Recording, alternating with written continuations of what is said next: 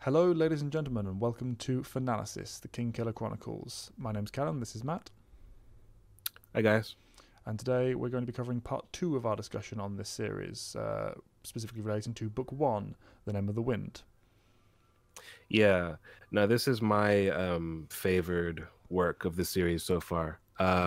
Personally, like between the two books, this is the one that I think is the better complete work. And I don't want to get too far, ahead of myself here. I don't want to explain all the reasons for that, but this is definitely the one that I look at and I go, "Ooh, I understand how this really allowed Patrick Rothfuss, the author, to make his mark with this splash because it is um just such a extraordinarily and uniquely written work, and it feels complete, and it feels, although not in the traditional fashion, it feels like there's a beginning, middle, and end. There's a through Mm. line, and there's a satisfying ending to this one in the middle, although it's somewhat absent of the traditional structure. It feels like he's playing with it, and everything feels very intentional. So this is definitely the book that I like, and I'll explain sort of in later discussions, I hope, about why a wise man's fear. I'm not entirely sold on everything that happened there, but that book, suffice to say, is a lot more meandering than this one. I think we can both agree on that point, at least. Yeah, for um me, the second book is more enjoyable overall. My favourite high moments do excuse the background noise there. My neighbour decided to do some DIY the one day I'm recording. the way it works, Yeah, that's the way it works. always Soslo. Yeah, no, the second book has always been the more enjoyable one for me as an overall experience. But I think in terms of the objective quality of the design between the two books, as you say, the second is very meandering. It doesn't have that concentrated focus through line. Even though it does break away from the standard formula from other books just as much, the choices of content for the different kind of arcs within the book make a lot more sense to me as a complete work in book one. In the second one, Yeah. it does, while it's mostly certainly for the high points, but even for the lows, it is enjoyable. There are times when I'm thinking, why are we spending time on this? And that happens with a few, we'll cover in a minute, notable exceptions. That happens very little in the first book for me, at least Yes. by comparison. But yeah, certainly I think Yeah. the first one has a higher grade of quality on an objective level. I'm looking forward to discussing more on it and the specifics in a moment. Yeah. And so this is going to be our in-depth review of the book as a whole. Obviously, there's going to be, like we mentioned in our previous discussion, we have plans to do a multi-part discussion of the series thus far, and we'll talk about certain characters or theories or plot points or whatnot in specific detail in further videos. But we're just focusing on Name of the Wind for this video, and because we can't cram in everything because that would just be too much, we're going to expand it to further discussions. And those will include things like there's I guess just sort of have faith in us that if we don't cover it in this video, we have plans to. There's a reason why, and so there's certain Yeah. characters that are like Bast, Devi, to an extent Denna, she'll definitely come up in this, but they're characters that become more and more interesting or more and more relevant, more and more mysterious, more and more important as the series goes forward. So they'll get videos, sort of spotlight videos, I guess, in discussions to come, or we'll just be saving them for when they become relevant in the second book. And as well, we also have plans to discuss, again, a feature of Rothfuss's writing is the quality of the writing, the prose. It's so particularly graceful and Melodic is my favorite term for melodic, it. Yeah. sort of royal, basically, and it's kind of the selling point for this, because in some ways it is just a fantasy story. He hasn't completely turned the genre, inside out or anything. He's playing with a lot of the similar material. It's just the way that he's presented it is so unusual and particular to him. But because of that quality of the writing, we do have planned videos to discuss not only our favorite quotes and passages, but also particular chapters, which feel like either mini stories in and of themselves, or just things that stand out even among this book as being of a completely different quality. I know that there's I think the chapter is more than salt in A Wise Man's Fear. That's the lesson you love between Thoth and Yes, Fela it's one of and my favorite. Eladine. Yeah. you know. So there are going to be chapters where we discuss or videos where we discuss just chapters in depth, because there's so much we can talk about on that. But we don't want to get if we did that here, we'd be here for We'd 5 never hours. stop talking, yeah. That. At least. Yeah. As well, if anything, So, at the end of the series, as by the way, does not come up that we go in like to cover in greater depth, just feel free to drop a comment down in one of those later videos, and we'll make sure we add that to the list, because there are so many things that could be discussed in this series. Just the different theories and how relevant or likely they all are. Different takes on characters and who they may or may not be, things like that. There's a lot of stuff we can cover in depth. We just want to cut that out of the main body of the discussion, because otherwise it will just be a bloated mess. So yeah. And so the first thing we have on like our list of just like Name of the Wind is we were going to cover is structure of the book, and we're not going to spend too much time on this because we're kind of assuming, again, obviously this is spoiler filled, by the way, spoiler warning. So this is really for people who have read it and want to engage with other people who have read it. And so the structure of the book, we don't really feel like we need to explain it too well, but this will be like absolutely the last thing we talk about before we get into just full spoilers here. But it is a story within a story. It is the story of a man's life, this sort of tired, mysterious hero, sort of character or certainly he's sort of a living legend is what he is. It's him sort of presented with this opportunity to tell his story, which he doesn't particularly want to do, but it's just sort of falling into place that's what's going on. So you have this, I think we should talk a little bit about like our thoughts on like the setting as well, like the type of setting it is. How would you describe it? I mean, it's sort of it's sword and sorcery is whatever, but it's sort of like the broad low magic fantasy would probably be the best fits. It has aspects of high fantasy kind of dotted throughout, certainly in its history and the deeper lore. But for the most part, it's a very grounded, very realistic, quote unquote, setting, particularly in how it develops the magic system it's got. It's various ideas of sympathy and artificery and sigildry, etc. It's all very much a one step aside from our current reality and how it works. The idea of magic just being that little touch extra to science, being able to, particularly with sympathy, I think is a perfect example of that within the series, and we'll go into a bit more detail as it comes up in the story. But it's one of my favorite worlds for its magic system on that level, because I'm always a big fan. Well, I enjoy high fantasy as much as the next guy, and soft magic that mostly comes with that. I like the idea of a world that kind of sparks the imagination to the point where you think, oh, we could do that in real life. That could be a real thing if the world worked just a little bit differently. And it plays well both within the story and as well in relation to the main character. Kvothe is the perfect character, at least in terms of the storytelling aspect, to relay the information that comes across here in terms of relations to Abenthe and the university, and he's a good character to kind of get all that information across. He's sort of the author has said that he wanted to create a world that you could continue telling stories in, and I would say he succeeded in that in terms of like the way that he's constructed the magic, the money, the sort of skeleton of politics. We don't really get into like the nitty-gritty of all that, but at the same time, this very much is Kvothe's story, so far. So I don't know what plans. I don't know his purpose in saying that. I don't really know what his vision for future stories he wants to tell are in this world. I know that the map says like the four corners, which I think is like the four corners of civilization is what they call it in the text, I think. I don't have a picture for how much of his setting that really covers. He kind of alludes to it being a small part of the world. I don't know, again, I don't really know what his vision is there, but for all intents and purposes, it is Kvothe's story.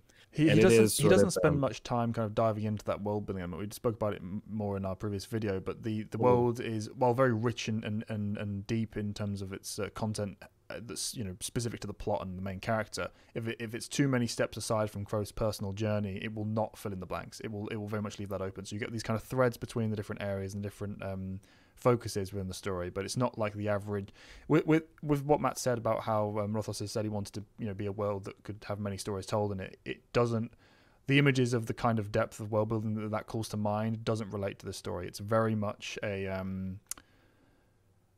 kind of like I mentioned in the first discussion, kind of a pocket-based hub thing where the university extremely rich and in depth, and you can, Hogwarts level of familiarity. You can start, writing stories in it. Yeah. But step out of the university, and suddenly it's like it's a puddle in terms of depth. And by design, that's not like it's a foot flair in the writing. He just made the choice to focus on these particular areas of interest within the story. He's not made this expansive world with rich detail in every single paving stone like someone like Tolkien, for example, did. Yeah, the funny thing about it is, comparing works to Harry Potter is sort of like comparing every music act to like the Beatles, because it's like the number one selling thing, So it's like, we're not saying that that's what he's trying to do. No, not at all. But anyone who reads this, I've heard it referred to in his presence at a Comic-Con, where the presenter, it might have been Hank Green, said that it's weird Hogwarts with student loans or student debt, and that's what it is. On a certain level, that's what we're dealing with here. It's weird, wacky Hogwarts, and unlike Hogwarts. And the reason why I say this is the university, as much as it's built up to, and as much as it's important, it isn't really like the set piece or singularly of the story. It's important to Quoth's life because that's where he studies, for want of a better term, magic.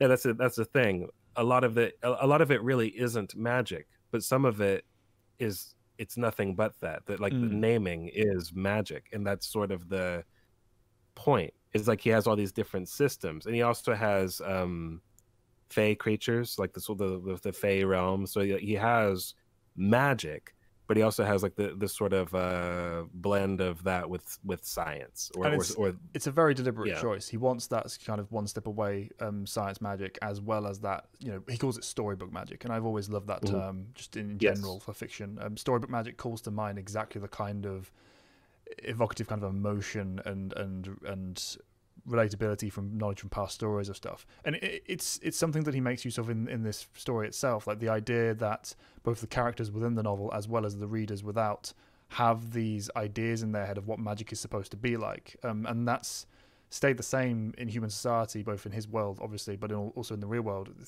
forever, and it always will. It's that kind of childlike wonder of calling lightning down from the sky, or breathing life into a flower, etc. But it's not magic that's easily attainable. It is magic. Whereas the kind of the thing that almost anyone can work into reality in the story with the kind of science stuff is the more prevalent, common aspect. So it really manages to big up the kind of, for lack of a better term, magic of the magic within the world using that frame, and I really enjoy that. I think it's one of the strengths of the series. Yeah, and he does this sort of thing like all throughout. So, I think usually with like a high degree of success, but it varies sometimes. And I don't mean that necessarily with his magic systems. Like those are pretty intricately designed. I mean, more like, for example, we'll talk about this in depth later, but he kind of like has this sort of notion that there are no such thing as dragons in the world, and yet there's a fucking dragon, basically. Like for all intents and purposes, we find one. So it's like he kind of, there's times where it's like sort of on the edge, like where, but he's mentioned that he's playing with the genre, and that it's supposed to feel familiar. So it's not entirely one or the other. It's not completely, oh, there's no magic, only science. So there is magic and science, and then there's blends in between, and so it's sort of this sort of spectrum that goes on. Absolutely. But you've mentioned that Quoth being the perfect character to sort of filter or to introduce us and to explain a world like this. By way of the story. Regard, and in that regard, I would agree. But the next thing on our list, fittingly enough, is a discussion of the character of Quoth. So I'd like to bring that up before we go any further, because we sort of alluded to this in our primer discussion about how he is sort of a controversial character. Like there's people who love him. There's people who like the books and tolerate him. There's people who like can't stand him and like everybody else, like everything in the books except for him. I'm not like a fence sitter on this. He definitely annoys me very much at particular times, but the first time I read this, I really seriously, he got on my nerves. I couldn't stand him. I really thought, because it's the inevitable question that comes up is he a Mary Sue or Gary Stu? Mm. Everybody likes to ask this question or pose it. I think he's not, if you're looking at just the definition of what that term is, he's not, but he's close. And Yeah, that's the general vibe of the function he serves within the story and how competent he is at everything he does. Yes, it's an unreliable narrator, so there's kind of a degree of yes, of acceptability to that. But at the same time, from the reader's experience, you're thinking, okay, this character struggles very little. And if he does struggle, it's usually from outside circumstances that can very quickly just flip and turn on a dime to suit the story. So he's approaching the kind of danger zone of Gary Stu, Mary Sue-ness. But to me, he is one step aside. I don't think you agree that he isn't quite at that point. But I understand where the controversy lies with him. The reason that I almost quit this book the first time is not simply for that fact that he's not struggling as much as I'd like him to. It was that in combination with parts that I thought were just too drawn out, and characters that I felt the supporting characters, they didn't really become defined until like 80% of the way through the book for me, to the point where I could just distinctly tell them, with a couple of exceptions. Like there's a couple of teachers of his that are cool. He's got a couple of friends that are like cool, but it takes forever for their roles to really become relevant. There's so much of the book is just him, to the point. And again, that is by design. It's just a taste thing. It's like if you don't vibe with Quoth, as you didn't on your initial run through, it's like it can bring up that frustration aspect more. I'm not saying that this is like, what I'm saying is like the word of God, but it is my opinion. Like I'm just putting it out there. Like I find him, he's incredibly. It's not just that he's like verbose, like, okay, and it's not which he is. And it's not just the fact that he may be inventing some of this. He's incredibly he's extra. Like he's just extra. You know what I mean? Like I mean he's a performer. You know, he's a storyteller. He's a bard. It's part of who he is. And if you don't. Particularly at points in the story, that does become extra, and I understand it pushed even the boundaries of someone who enjoys the character, I think, at times. But if you aren't at that stage where you're even liking him, it really can be grating. I completely agree with that. As someone who found him grating even when he was enjoying the character, it's like, okay. But it's the amount of time, I think, that's spent on those sections. Like, as we'll get to when we talk about more of the plot stuff, that there are times where if you aren't on board with the character's personal vibing of a situation, you're wondering why we're spending like 10 pages on said situation, and it really kind of calls to question the purpose of that as an overall work. And I'm glad that we discussed him up front, because like without explaining my actual stance on it, I just want to say that he is definitely not my favorite character. Like I'm not sure he's in my top 3 or 4, you know. I mean there's other characters that I enjoy a lot more than him. Agreed. So and that's why I say it, is because there are reasons to read it other than him. But particularly the first time you go through this, he is like the front and center. It seems like he's the only guy, you know, and he is the main guy for sure. But there's other stuff to recommend it. So if you do happen to read this, you know what I mean, or just, you know, I don't know who's watching this. Maybe you've already read it, maybe you haven't. But if you're thinking about giving it a try, just be patient, because it is a good book. But I found him sort of a hurdle the first time that I was going through this. I definitely did. I do want to discuss, though, I'd like to ask you, because you told me, I don't remember the exact language. This is going back almost 2.5 to 3 years ago when I was first going through this book with on your recommendation. You mentioned that you related to him. And I was wondering, could you explain, because I don't think of you the way I think of him. I would hope not. Given what we think of the character. But yeah, but I completely understand what you mean. I completely understand. In terms of, I completely understand. I have, it was mostly in his younger years, particularly as a child, but also when he first approached university. He had a particular way of seeing the world that I shared in my younger days, and even to an extent now. I just don't have any of the performer in me. I'm not someone who's dramatic. It's not to the point it's being a flaw, but it's one of his strengths and it isn't one of mine. So that's kind of the key difference. That stops me from going towards extra territory. I'm certainly nowhere near as intelligent, obviously.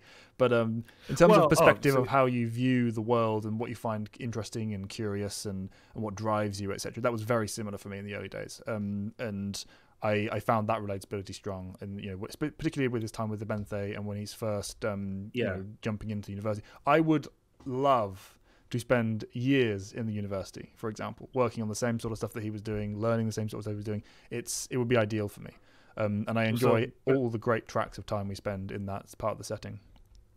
Yeah, that's why I had to ask you, because a character who does exactly that is Manet, who's nothing like Kvothe, really, or there's a definite degree of like variance there, despite like the level of curiosity that drives both characters. In terms of personality, they're just different. But the greatest difference between those two, obviously, is lived experience, life experience, and that is one of the things that I think I found annoying about Kvothe, because although there are questions about exactly how old he is from my age, like from my perspective, like in the current timeline or in the present setting, I'm not sure exactly how old the character is supposed to be. He has the appearance of someone who's still young, but there are hints that maybe there's something more to that, and we can get into that in sort of our theory videos later on. But there's something about the way he speaks where, and I'd be surprised. I'm really curious about the readership of this series, how, like, on average, what the age group is or was, because there's such a gap in terms of his release dates with these books. But I don't know who it appealed to first, but there are times when it feels like he's talking to somebody who's never set foot outside the door, and I find it a little patronizing or pedantic. And sometimes it makes sense, and we'll get into this, but particularly when he explains what it is to be just absolutely dirt poor. Like, if you've never been that, like, and he feels like he has to really get that point across, I understand. But there's times when he's explaining things that, to me, it feels like he doesn't expect anybody to understand even like a kernel of like his perspective or where he's coming from. And that's the point where he maybe unconsciously has put himself on such a pedestal where I feel like I'm being talked down to. And and it doesn't happen all the time, but it happens frequently enough that it's a staple of the character. How much of that is intentional from the author, I don't know. I'm not decided on that. And that's why I'm not really putting it as a con. It's just something that I have to mention, because in another book, there are characters like that, but if there's other personalities or perspectives to break that up, you get a break from it, and here you don't. So it's just something I wanted to mention, because it's the only way I can encapsulate when I find him grating, is like wherever that threshold is, sometimes he crosses it for me. Yeah, where it's like, I completely agree. That's definitely present very heavily in the story at times. But for me, that wasn't personally grating. For me, that was more of a well, I can understand why it would be grating, but to me it didn't bother me, because I think it was mostly focused on the idea that most of the people hearing this story within the narrative itself, within the world, the setting, are going to be the people he's working with in the present day, the kind of people who have never left their home villages, etc., the people who don't know anything about anything. The university is pretty much the highest kind of pocket of education, and even those people have limited life experiences to an extent. So I understand why it bothered you, but that didn't bother me so much. The time when he really irritated me as a character, personally, is when his purported intelligence and calm and focus goes flying out the window for the sake of hot-headedness and brashness and heat of the moment thinking. I understand that's partly who he is as a person. He's not the cool, calm, collected person he purports to be so much of the time. But I do think at times it gets to the point where you're thinking, this is the writer's hand, at work. This character would not make this decision in any other scene, except for this one scene where he has to, for the drama to take place. And that, I felt that occur maybe 3 or 4 times off the top of my head throughout the book, to varying extents. And that's when I found him most annoying, because I'm like, Kvothe, can you please use this genius level intellect you supposedly have, and you've proven you have like 2 scenes prior in this moment, for me. And I think a lot of people would share that opinion from what I've seen reading online as well. I agree with a lot of what you said, but I got to stick to my guns and say that there's times where he speaks, because I agree with you when he's talking about, like, when he talks about something like things that only he did experience or things that only he did see, I understand. When he talks about, again, an unusual set of circumstances like being poor or living in this particular city or in this way or meeting the Chandrian or the kind of troop that he's come from, I understand that. But when he talks about the experience of what it is to be hopelessly head over heels in love, everyone, like he talks, That's he definitely goes when on he starts getting up his own ass again, which is he goes on at length and forever, like ad nauseum, about like these feelings that are so universal that he gives the audience and the listener no credit for, and it just feels like, dude, we get it, you know, like, and it that's the part where I find it grating. Yeah, that's definitely true. Like that. It's not totally always tied to that particular topic, but that's the worst one. But it happens, and it doesn't happen super frequently, just frequently enough for me to mention it. But yeah, I just want to make it clear, because you did make a good point, that a lot of what he's picturing listening to this is going to be sort of simple folk who don't have much life experience.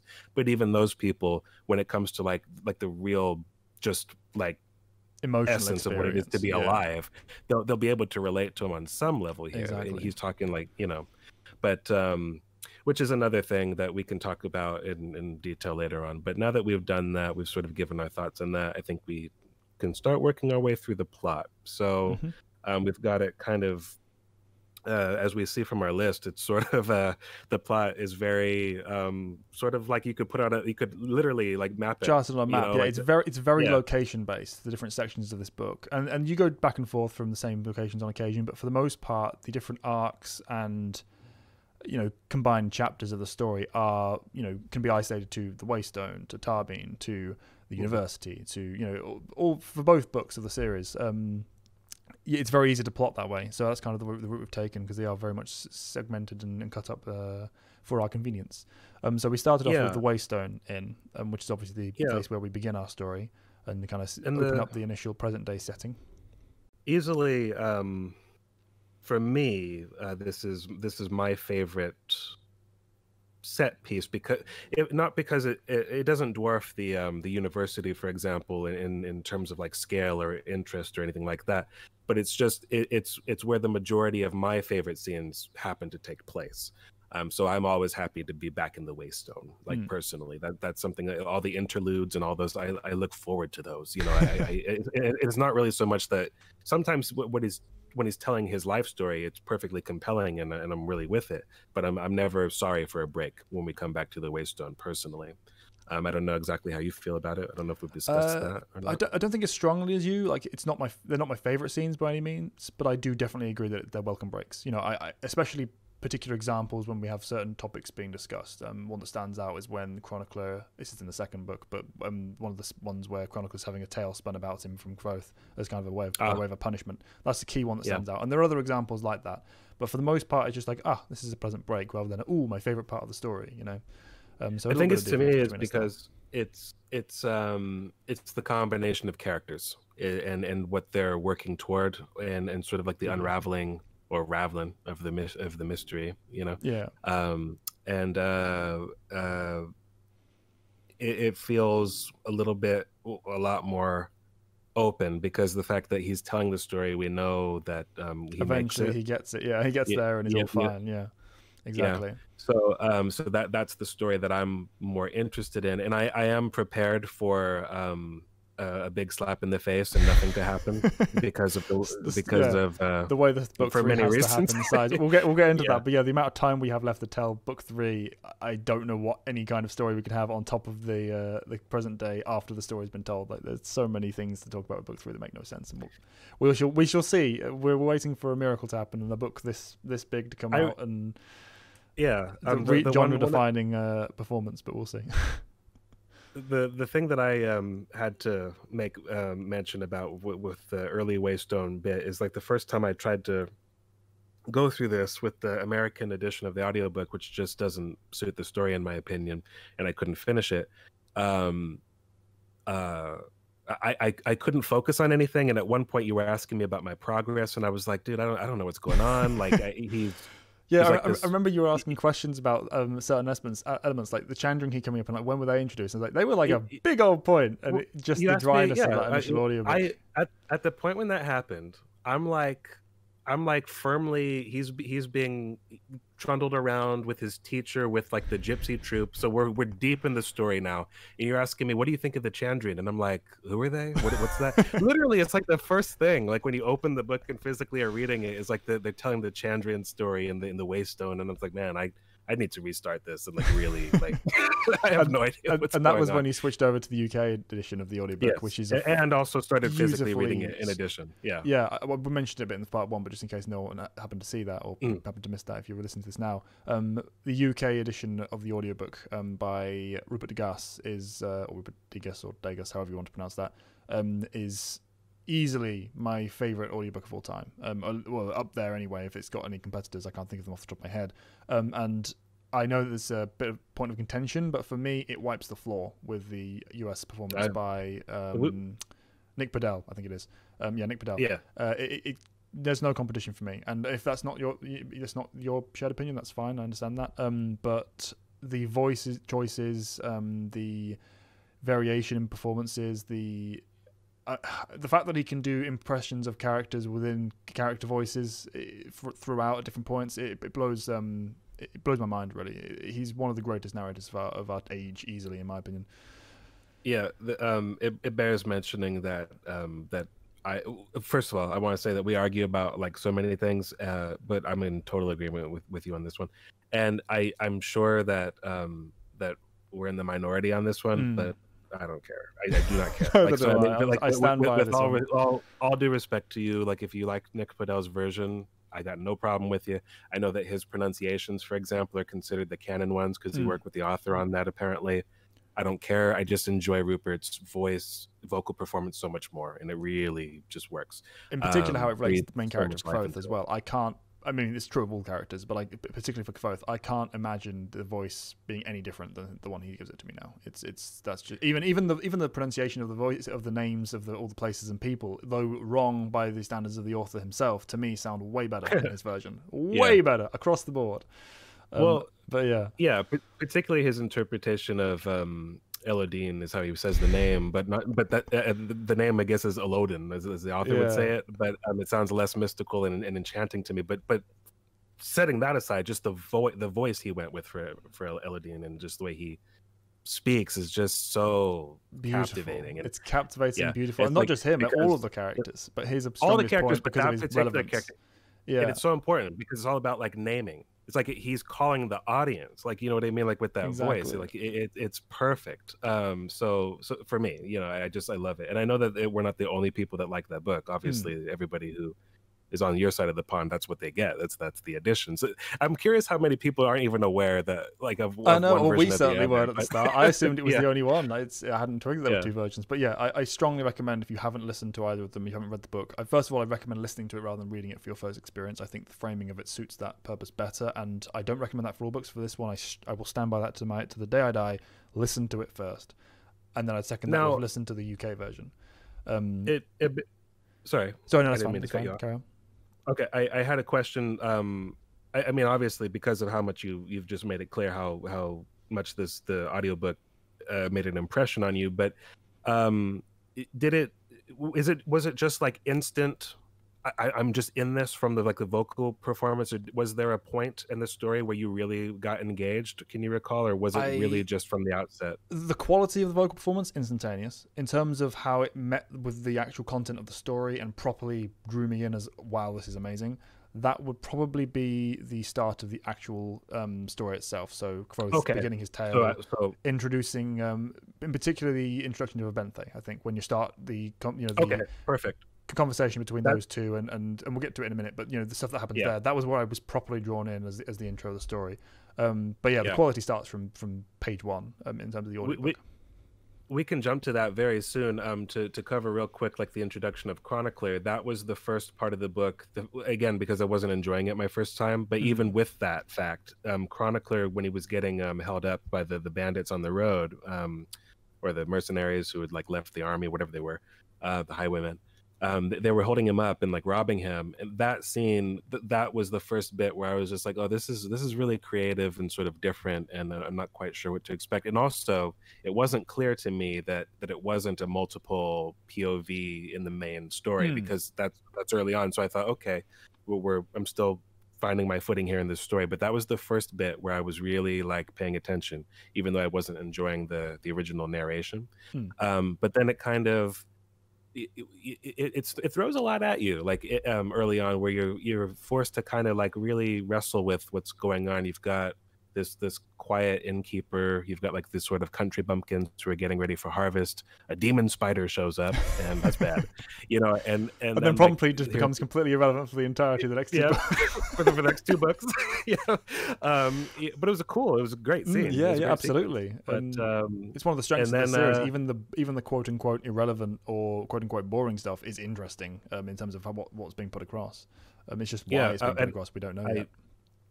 Bast didn't make a lick of sense for me for a while. It took forever for me to like understand what was going on with that character. I just didn't get where he was coming from. I wasn't actually entirely sure that he was male. like the first time, like when I was just having a problem focusing on my and his relationship with Coat is very at the start very sort of odd couple, like so to the point where like the quality of the voice from the first narration, I was like, he's married and like he's going into the forest to find a spider. It was really funny as well, because something that because it was so clear to me much earlier on, and we spoke about it at the time, and I think that was mostly down to the fact that I'm more generally familiar with kind of the fantasy settings. So the fact that he was Feyen, or Feyun, which we prefer, and all of the connected relevant aspects to that became much clearer to me earlier on. Just from familiarity. So it was interesting how this was kind of one of your earliest introductions to kind of the Feywild.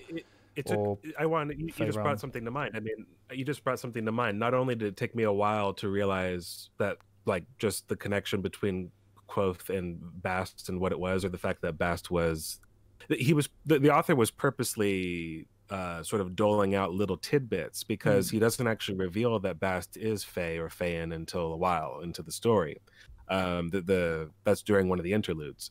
But even before that, I remember when they were talking about like sort of like the sort of limerick about like how you're supposed to treat a Tinka, and how like a third time pays for all. I was like, Tinka, that's like a goblin, or what is that? What is that? That's like a gnome. It's some kind of magical thing, and you just know it's like a traveling. I had no idea what it was. Yeah, just small things like that. As if you're not like steeped in fantasy or have been over long periods of time, it's funny what kind of slips under the surface of that. But yeah, this is a good book to get introduced to some stuff, because it covers a relatively wide range. The Fae, particularly, it comes up a fair amount. Flip side of the only flip side or downside of that is that it's so few things compared to this in terms of the writing quality. I've since read a lot of fantasy after having been through these, and they just don't do much for me, because I love fantasy when it's done well. I do, but I'm not the kind of person that sees a dragon and a wizard and a magic staff and goes, yes, I need that.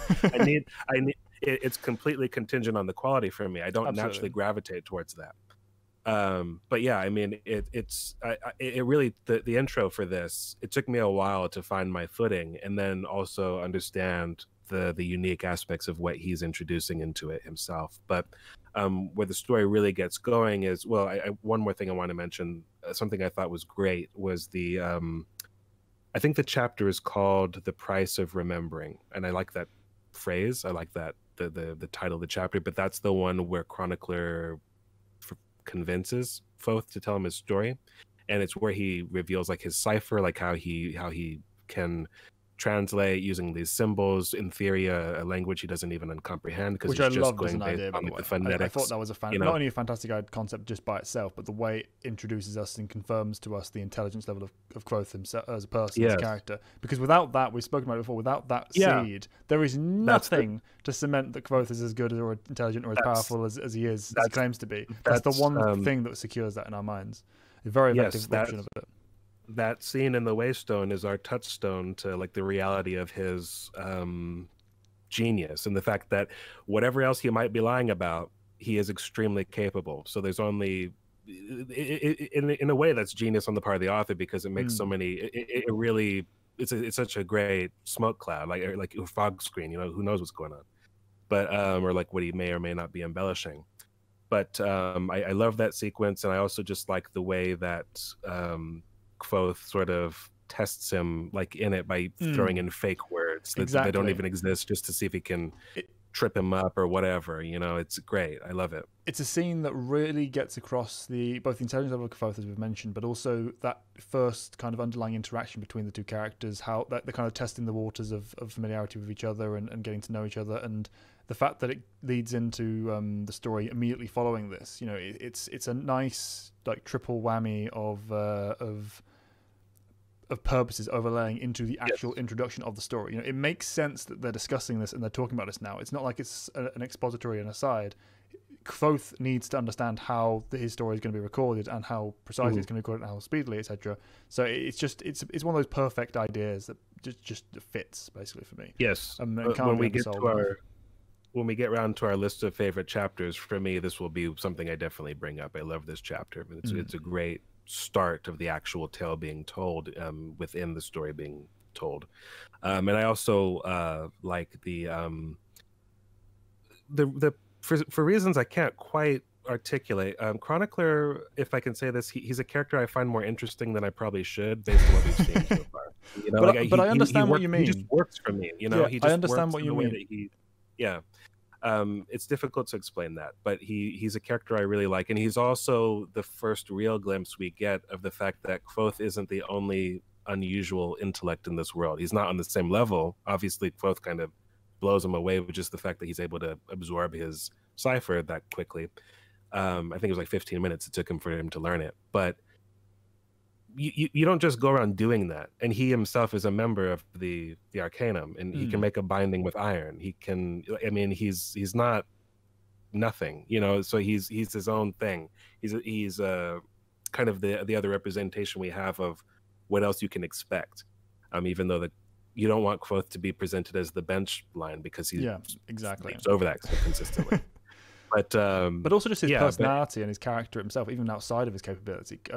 Something about Chronicler makes him not relatable per se, but just friendly, welcoming. He's a presence that without his presence kind of anchoring the more grounded elements of the story, he anchors people in reality, because he's more of the normal person. Even though he's incredibly intelligent, in terms of his personality and his perspective, he's relatively normal. He takes outrage in like simple things, like, you just wasted my time, or we could have done this, or why are you making me? Why are we skipping that? You know, he represents the reader's perspective sometimes.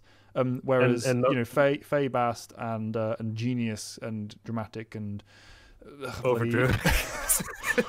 A Dame of Root at the very marrow of my bones. Like it would be very, it would be very difficult to stay invested in purely those personalities. Yeah, so Chronicler is an anchor point for us, I think. And he's a likable character on top of that. You know, he's likable. Perfect word you use with he's the anchor here, and you know, no pun intended, but I have a lot of sympathy with him because of the way that this book ends. You know what I mean? I mean, he's not in a good position here. So like we get into that later on. But yeah, so he starts telling this story to Chronicler, and he like you just mentioned, that he's a Demaroo to the marrow of his bones, which is a line that comes up a fair few times in these stories. He's many things to the marrow of his bones, but don't forget that he's a Demaroo to the marrow of his bones. Yeah. Okay, he's also everything to his bones, but he's also that. But they are. I know that. I guess Romani is like the term, because gypsy is kind of, some people see it as it's very clearly it's very clearly the root of the idea for what the Demaroo is supposed to be in this world. Yeah, and it's very well portrayed, I feel. In the setting. Oh yeah. And there's something about this particular portion of the book where the first time I read it, because I didn't have an idea of what I was really in for, I didn't have a problem with this portion, but it went on for a long time, and I was going, what's going on? Like, I mean, is this ever going to end? But on reread, it's one of my favorite points of the book. Like, I love just the richness and depth of the descriptions of, I can't pretend to remember the name of everybody he trooped with, but he has all these fond memories of this particular one and what their role is within the group. And when you're reading it, it all played. And there's so much color and sound and smell and texture to the whole thing. I'm firmly there, and it feels as close to watching a book play out in your mind's little theater as anything like that I've ever read. I mean, and that's where that really started for me. Exactly. This portion. Absolutely, and with rare exception in certain areas where he goes a shade overboard on that, that stays true for me for the entirety of the series. You know, even dull scenes I have no particular interest in, with the possible exception of some of the stories that we'll get to later. And that's by the way they're told. It's by design, that side. The level of depth of senses you get, and the ease at which this relatively complex prose is flown at you off the page is incredibly impressive, and it's something that I've very rarely seen in other novels, or if I have seen it in more frequent in some of my favorite novels, it's never as consistent. It's never as continuously throughout just this melodic, lyrical, flowing musical prose. That's easily the single strongest strength of this series for me, and I think for most people would agree with that. Love everything else too, but that is the one thing that everyone will agree on, is that it's the quality of the prose. I've definitely found similar, but it is so few and far between, and it spans genres, and even the stuff that I would consider fantasy. It's not high fantasy where I found it. It's fantasy of a different kind. Like it's hard to. It's not just fiction. There's sort of allegory and fantasist elements and sort of supernatural sometimes, but they're not in a high fantasy setting. But yeah, I mean, this is where I really became invested in his writing style. Even though the first time I read it, I was just so. Where are we going with this? But I mean, it's great, you know, like especially now, like on reread, this is definitely one of my top portions of the book. The early book is I think fantastic. It's later on where it starts sputtering in terms of okay, I don't need to spend all this time here if it was my choice, but we'll get into that. But also along with this, so the main points here, we're introduced to his family, his parents. He's an only child. And or you know, based on the story that we have so far anyway, I mean, there's all these open doors for like where there may or may not be. There's even a joke made about whether or not his father's his real father, made between the parents, where they talk about, did a red-haired demon, you know, impregnate you or something like that. So who's to say that didn't happen? He could be part fae, which I don't like the idea of that particularly, but it's stuff people talk about, you know, and it's possible. It's hard to know where, you know, the fantasy and the fiction and the tinfoil hat meet in this one. But aside from the parents, of course, is his first teacher, which is Abenthi, who is one of my favorite characters in the whole thing. Absolutely. And really the first main character aside from Quoth, or not main, but, you know, primary, secondary character as it is, that kind of has focus, because really I like the way the character of Quoth puts it as well. Please, listener or reader, don't, you know, hold it against him. Don't judge him. He had the best of intentions, you know, with what the line is something like, if not for him, I wouldn't become the man I became. Please don't hold that against him. He had the best of intentions. Exactly. Like I love that. Great. I love that. Such a powerful, simple line, and it really does fit the character in terms of, you know, what he represents for the story. He's likable. He's incredibly intelligent. He's the equivalent of the mentor that meets the hero on the road. You know, that's not the purpose he serves within the entire narrative at all. But he's that first kind of you know, wizard you meet outside the cave, figure as a mentor for the character. I think it's referenced that they will at least meet up again at some point in the future. We haven't seen that yet. Yeah, there's so many little like Scarpy's the main example of little instances where that comes up. And like, how is this all going to come up in book 3? How is this all going to come together with enough time spent on it? But yeah, I think he's one of them, if not certain on it. He is. He feels like such a complete character, and I just like he is the only reason why. I mean, this is like a long streak of a wagon ride through the countryside, and it's great because it's like it's just a time where these two can pose each other questions, and the young one being taught without being, let me teach you, like, Arthur, I'm Merlin and I'm going to teach you. It's like it's a riff on that old story, absolutely. I love the reasons it's done, because it's not the only time I've seen this sort of thing, but I like this style particularly, where it's we just kind of bumped in paths, and like you're something that I haven't seen before, so I need to keep my eyes on this. And it's I love it's just sort of happenstance where it's like this should be addressed, like this shouldn't go unaddressed, you know. And that's the point of it, where he's teaching him and testing him and prodding and poking, and then later on in a scene where he's eavesdropping on a talk with him and his parents, is like, do you have the faintest conception of how unusual your child is? I mean, I really don't think you do. Like, can I spell it out for you, you know? And his mother seems to have a little bit more understanding of what he's saying. The dad's just like, yeah, he's my son, you know, whatever. But he didn't pick it up that quickly. He's like, yeah, but that's because his hands were too small, dear. And it's the whole experience is primarily there to get across the understanding of the magic system, understanding of the way the magic works within the world, how that's relevant to the setting, and why the main character wants what he wants. So motivations of going to university, even before the main motivation appears in the story. The introduction of the young aged character and how he interacts with the rest of the world and other characters in the family, and just it's generally the origin foundation setup, right? But yeah. And it's really vague, and I don't like the description in general, but it feels real. Like, that's the strongest part of this to me. You feel like this is a thing that literally could have happened to many people throughout history. It plays out like a storybook, you know? It doesn't feel contrived or expository or dull at any point, despite the fact that some of the content being discussed is literally, riddles and and thought exercises and how the money works to an extent, how sympathy works to an extent. You know, all of that is heavily steeped in this area, but it doesn't drag it down because of how genuine the Abenthy in particular feels as a character. He has an ability to sometimes telegraph exactly what's going to happen, and it still doesn't feel entirely boring, you know? So, I mean, I don't know exactly how he's managed to do that. I'd like to analyze it to try to like replicate that in my own writing someday. Not for precisely the same reasons, but just analyzing where his strengths are, because he's just better than most writers are in that regard. For me, the first time I read it, this was where I had a little bit of enough of Quoth, because the first time and now I have a lot more patience with it, because later on, there's little details that I didn't quite key into, where sometimes he's actively cheating, or sometimes he's smart but not as smart as he thinks he is. So but the first time I was going through this, I remember there was a bit where he was first teaching him about, like, I guess, like his Alar, and trying to get him to split his mind into two, and you must believe that the coin will not like fall. I'm going, this is really cool. And then he just does it.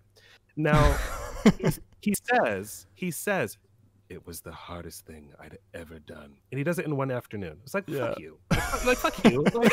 I remember that being one of the main critiques at the time, was how you said you liked it, you just wish it was stretched out a bit in terms of time. I still stand by that. And I agree, it so easily could have been like a few more months or even a year of his childhood that this took up, and it wouldn't have knocked on the story. You know, making him, what was it, was 15 when he joined the Arcanum? Making him 1 year older when he first joined the university would not have been like story breaking. And I think it would have given that little bit more legitimacy to the idea of the difficulty involved with this. It was so well built up, where this is like this impossible thing, and it's the hardest thing I've ever been asked to do. I did it in one afternoon. It's like, you just undermined the whole build up for me. But I get he's supposed to be. It is part of the point, is how exceptional he is. I just don't like it, and it's that stacked onto he's an amazing actor and musician, and let me tell you something else. He like memorizes, on top of that, he memorizes like 100 different cure-alls and, like, you know, remedies for like this or that, and some of this stuff is like real. I mean, like, willow bark is used as like a remedy for pain and things like that. I mean, he was, I think, a chemistry or chemical engineer major, the author, Rothfuss, among other things. He spent a long time in university himself. Yeah, but I think that was particularly like what he was like his major for a while, at least for a while. I mean, I know he was in school for like 9 years, so studying all manner of things. But so I know that like chemistry and the chemical composition of things, that's clearly a preoccupation of his, because it comes up all the time, like throughout the magic, the sort of where science meets the magic in this universe. But he knows a lot of it is, or later on, charcoal is used as like to soak up toxins, you know, like with Denna when she takes in that poison. But that's down the line. But I'm just mentioning, he this is stuff that he obviously, if he didn't already know it, he researched it and it all flows and tracks. But Quoth is 12, 11, or like at the time he memorizes all this on top of being great at being a musician and knowing all the plays and memorizing poetry and knowing how to finger the lute, knowing how to pick what's a good horse, and he can break his mind and do all these things. Like, and after like how much instruction from this dude, like a few months, I was like, oh, this is too much. And yeah, it's just the speed at which it comes to him. His ability to do it, I can buy. You know, for one thing, there are people like that. That's a real thing. Yeah, it's very rare. Yeah. But it's just even geniuses, even prodigies, take time to assimilate concepts, and especially when they're being like deluged with ridiculous amounts of volume of knowledge on top of those kind of abstract concepts. And the abstract concept that is covered in particular, he's literally having to believe something is the case and not the case simultaneously. That is not physically possible in real life. No matter that's right. What that one step sideways into magic that I was talking about before on the psychological side of things.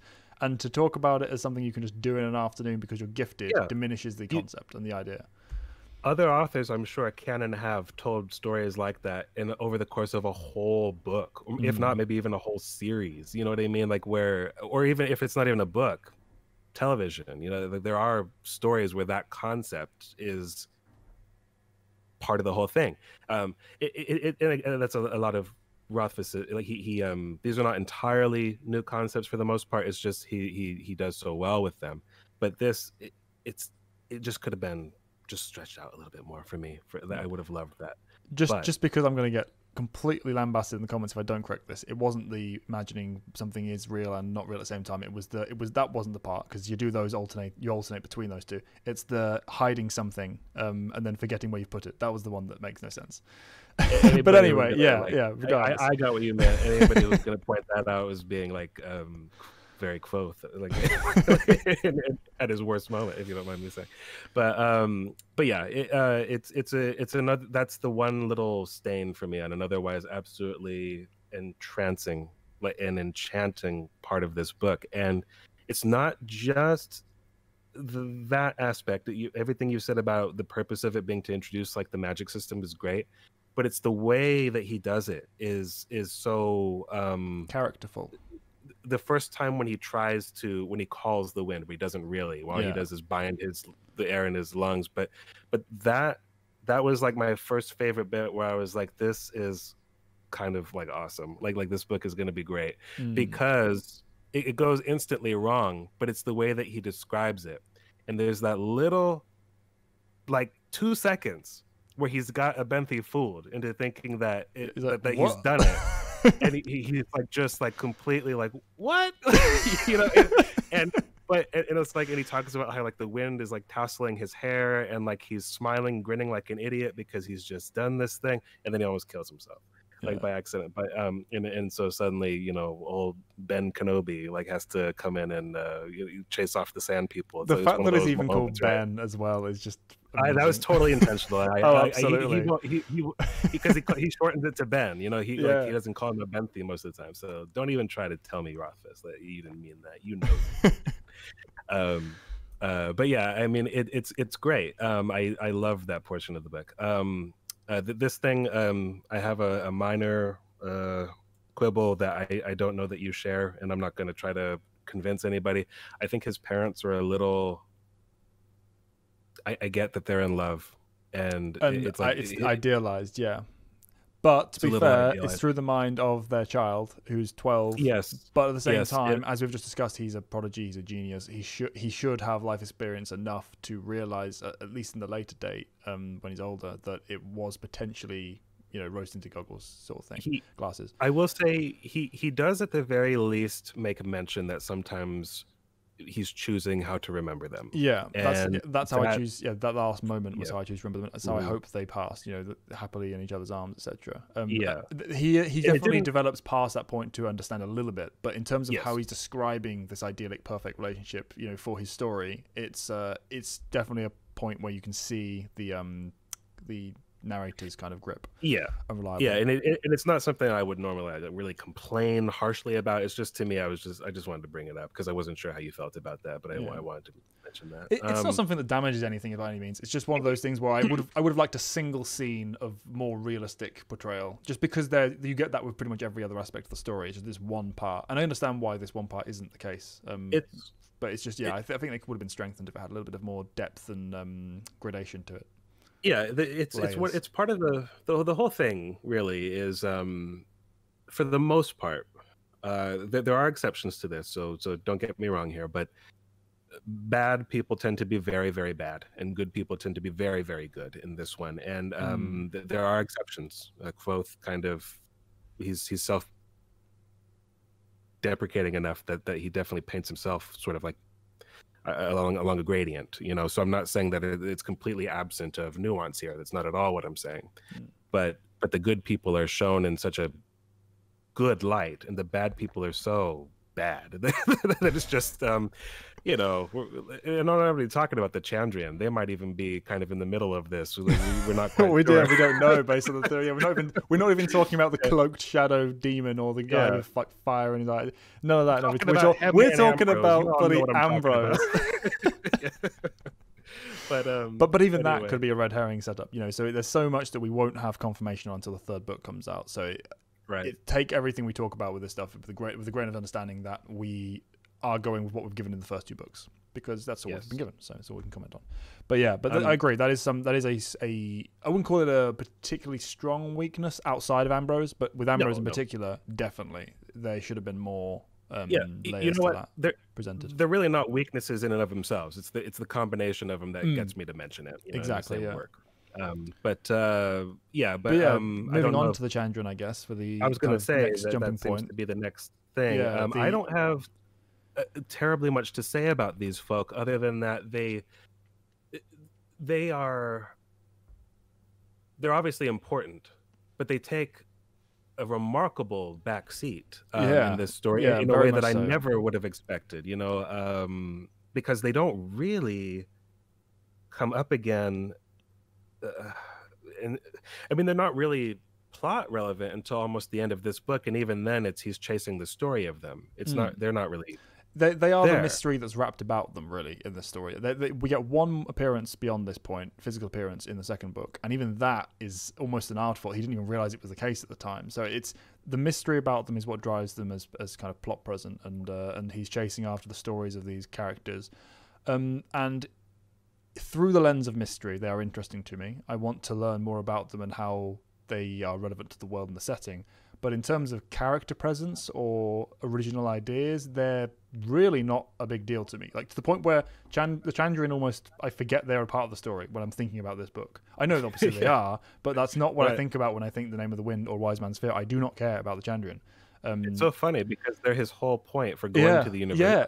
But even in that context, even in the context of his motivation, like, yes, that's the driving force for pushing him back in that direction. But he was already going there out of interest and curiosity. Yeah, and that's what we see most of his material in the university focusing on. Apart from the occasional visit to the archive to look them up, everything we see about the university is his learning how to build or craft or heal or lessons he's been taught, naming. It's nothing to do with the Chandrian by and large. So it's a weird one that so much time is spent away from these beings up until the third book, if they even become that relevant there. We don't know how it's going to go. I can't really comment on them too much directly because, like we said, there's not much to comment on directly. But they are the driving mystery. But they'll come up every now and again because I see parallels.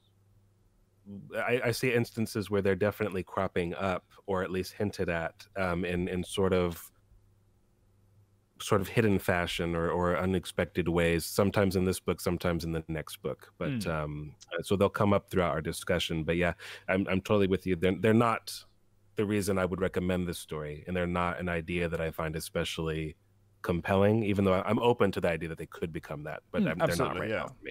Yeah, they've got the foundation for it, and the visuals and everything, and the ideas behind them, all very, very cool. It's just in terms of how that physically manifests in the present day, or even in the present story, it's just not really there for me. So we'll see what happens with book 3. But yeah, I'm looking forward to it when we do get something from them. And then But the next segment, that leads ultimately into the tragedy of the fact that his family is killed.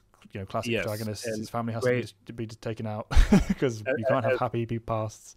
as I've said this many, many times. Cliche doesn't mean bad, and sometimes you need it. Like you come to expect it. You want it. It's just you need somebody to put that spin on it. And the language that's used here, this is like this should not work. It's so it's just so overwrought and everything, but it works, and it's because of the fact that you're. I think that is the strength of having spent so long in the troop with him at that point, that it does feel like that is his world, and it has just been ripped apart completely, burned to the ground, burned to cinders. You know what I mean? It's gone, it's done, over. And to the point where like the prominent memory is of things like burning hair, you know, and like smoke and things like, you know what I mean? Like this is the memory of home. There is no home. It's gone. And so when he spends, this next segment is called Crazy in the Woods. You know what I mean? It's like, and he's gone nuts as a method of self-protection.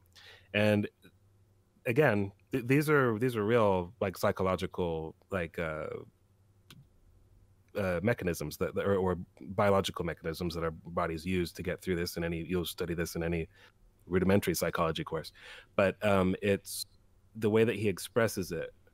I think it shouldn't work, but he's such a skilled author that it does. It should feel more heavy-handed. It is heavy-handed, but he somehow makes it feel like just like featherweight. You know what I mean? Just like it doesn't beat you over the head in the way that it just should. And that's the hands of a skilled author. I mean, I don't know. Especially considering that same author does beat you over the head with things later on at certain points. So he's not perfect at it all the time, but when it matters, he is. And this is definitely a key example of that.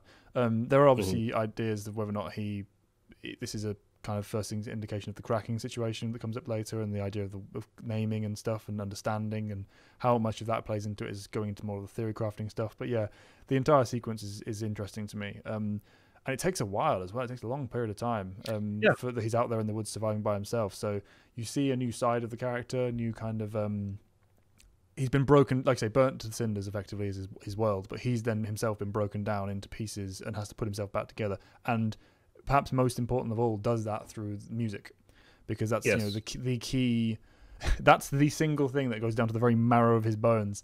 It's that key line that everything he is in terms of emotions, intelligence, perspective, it's driven for that key line of understanding in terms of music. You know, he sees the world literally in this sequence, sees the world in terms of music. And that's it's very powerful as a thematic kind of core for the character for me, even though it doesn't always come to pay off at certain points. It's definitely there under the foundation. It's funny how, as skilled a musician as he is, he's sometimes, and as much as he sort of idolizes it and denigrates most other forms of art at the expense of or to the expense of other forms of art, he doesn't seem to appreciate the actual magic of it. That has to be pointed out to him by Elodine in the second book, for example, at one point, where I love that moment. Yeah. Yes, you know what I mean. And incidentally, your correct answer should have been music, and it's like, wait, what? Yeah, he tells him that. Yeah, and it's really notable to me that the university has no mastery of music with everything else they study. It's like exactly, that's like the missing form of magic, like, and it is like, I mean, in our world, that is absolutely magic. I mean, I don't care what anyone. There's only so far. I mean, people can and do study this, like trying to understand the effect that music has on your brain, and at a certain point the terminus of every question or line of thought is going to be why. It's an issue of translation. That's one of the reasons that lesson is so perfect to me, because it's truism. It's truism, the chapter, that lesson later on, but we'll get to that in book 2. But yeah, it's so well put. It's great. The lead in from this, though, is when he has put himself partially back together, at least to the point where he can function as a human being again. We go into the urchin days. We go to Tarbine, and yes, this is where I think we both agree the sequence starts to drag. It takes a while. Like you spend a lot of time in Tarbine where it's fine and you're perfectly happy being there, but at a certain point for me, it does, even outside of the particular criticism we're going to raise in a minute, it does overstay its welcome. But I'm not sure whether that's because of the content of Tarbine itself, or because I'm too excited to get to the university and know it's coming, and I'm impatient for that. So I'm not really sure where I sit on that as an objective criticism. What do you think? I think this is one of the better parts of the book, personally, in terms of structure and in terms of it.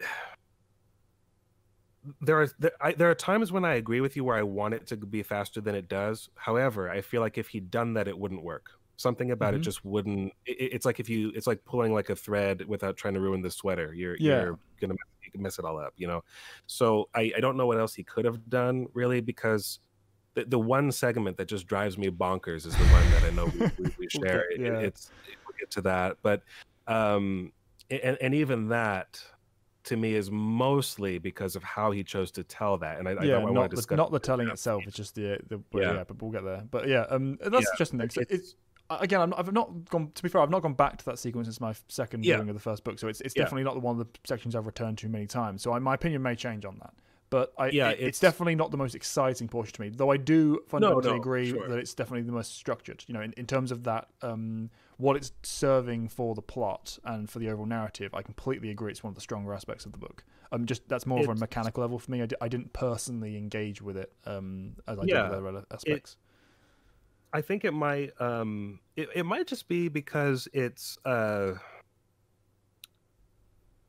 it's the point at which he stops being who he was and is starting to transition into who he is, really. And there's a lot of language in it that again it has the potential to be grandiose beyond all reason, but it works. Like when he talks about how he's constantly moving in a crowd, but he's never part of it because he's alone, because he's an orphan, because he's a Demaru, because he's different on a mental level. He's just in every mode he's different.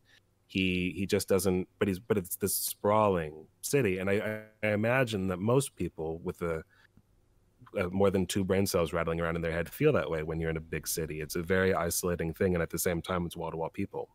And it's he explains that and expresses that in a particularly eloquent fashion. And so things like that's where I really focus on it, and I appreciate it. But there are times where I think it should feel like it's wearing its welcome a little bit. But it's also the first point, I think, where his hypocrisy kind of starts showing up every now and again. Like he has to become a thief to survive, and that I don't take issue with.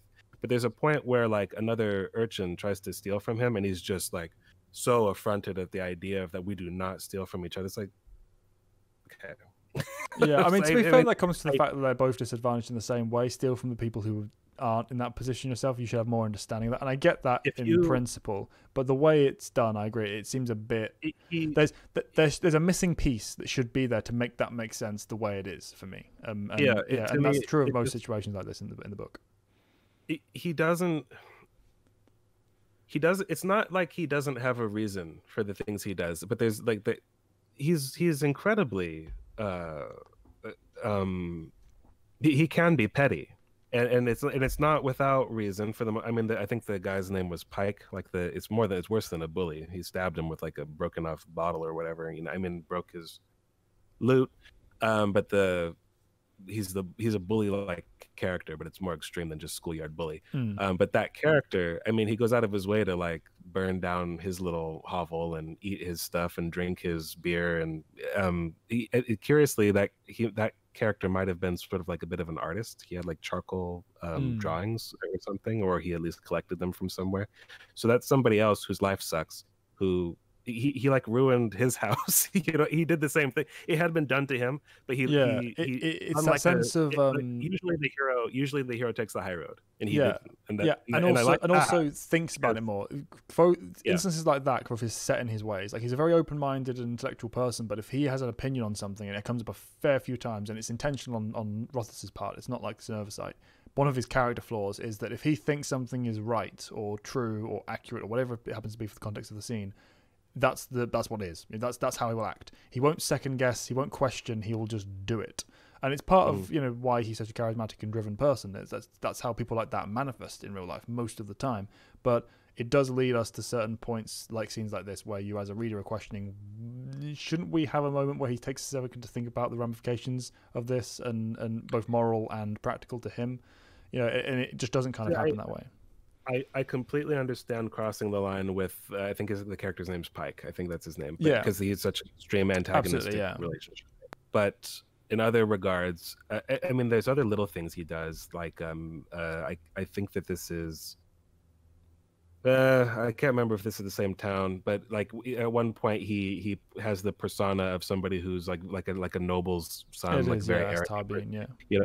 And he didn't have to do that. You don't have to give the guy such a hard time just to do what you're doing. Like, I mean, it's to the point where because he is so smart and so intuitive and so observant, it's like, couldn't you have come up with a better way of doing this? And so there's times where I find him very just like either it's just it's a little incongruous to me. I'm not quite sure why, but and it's not all the way through.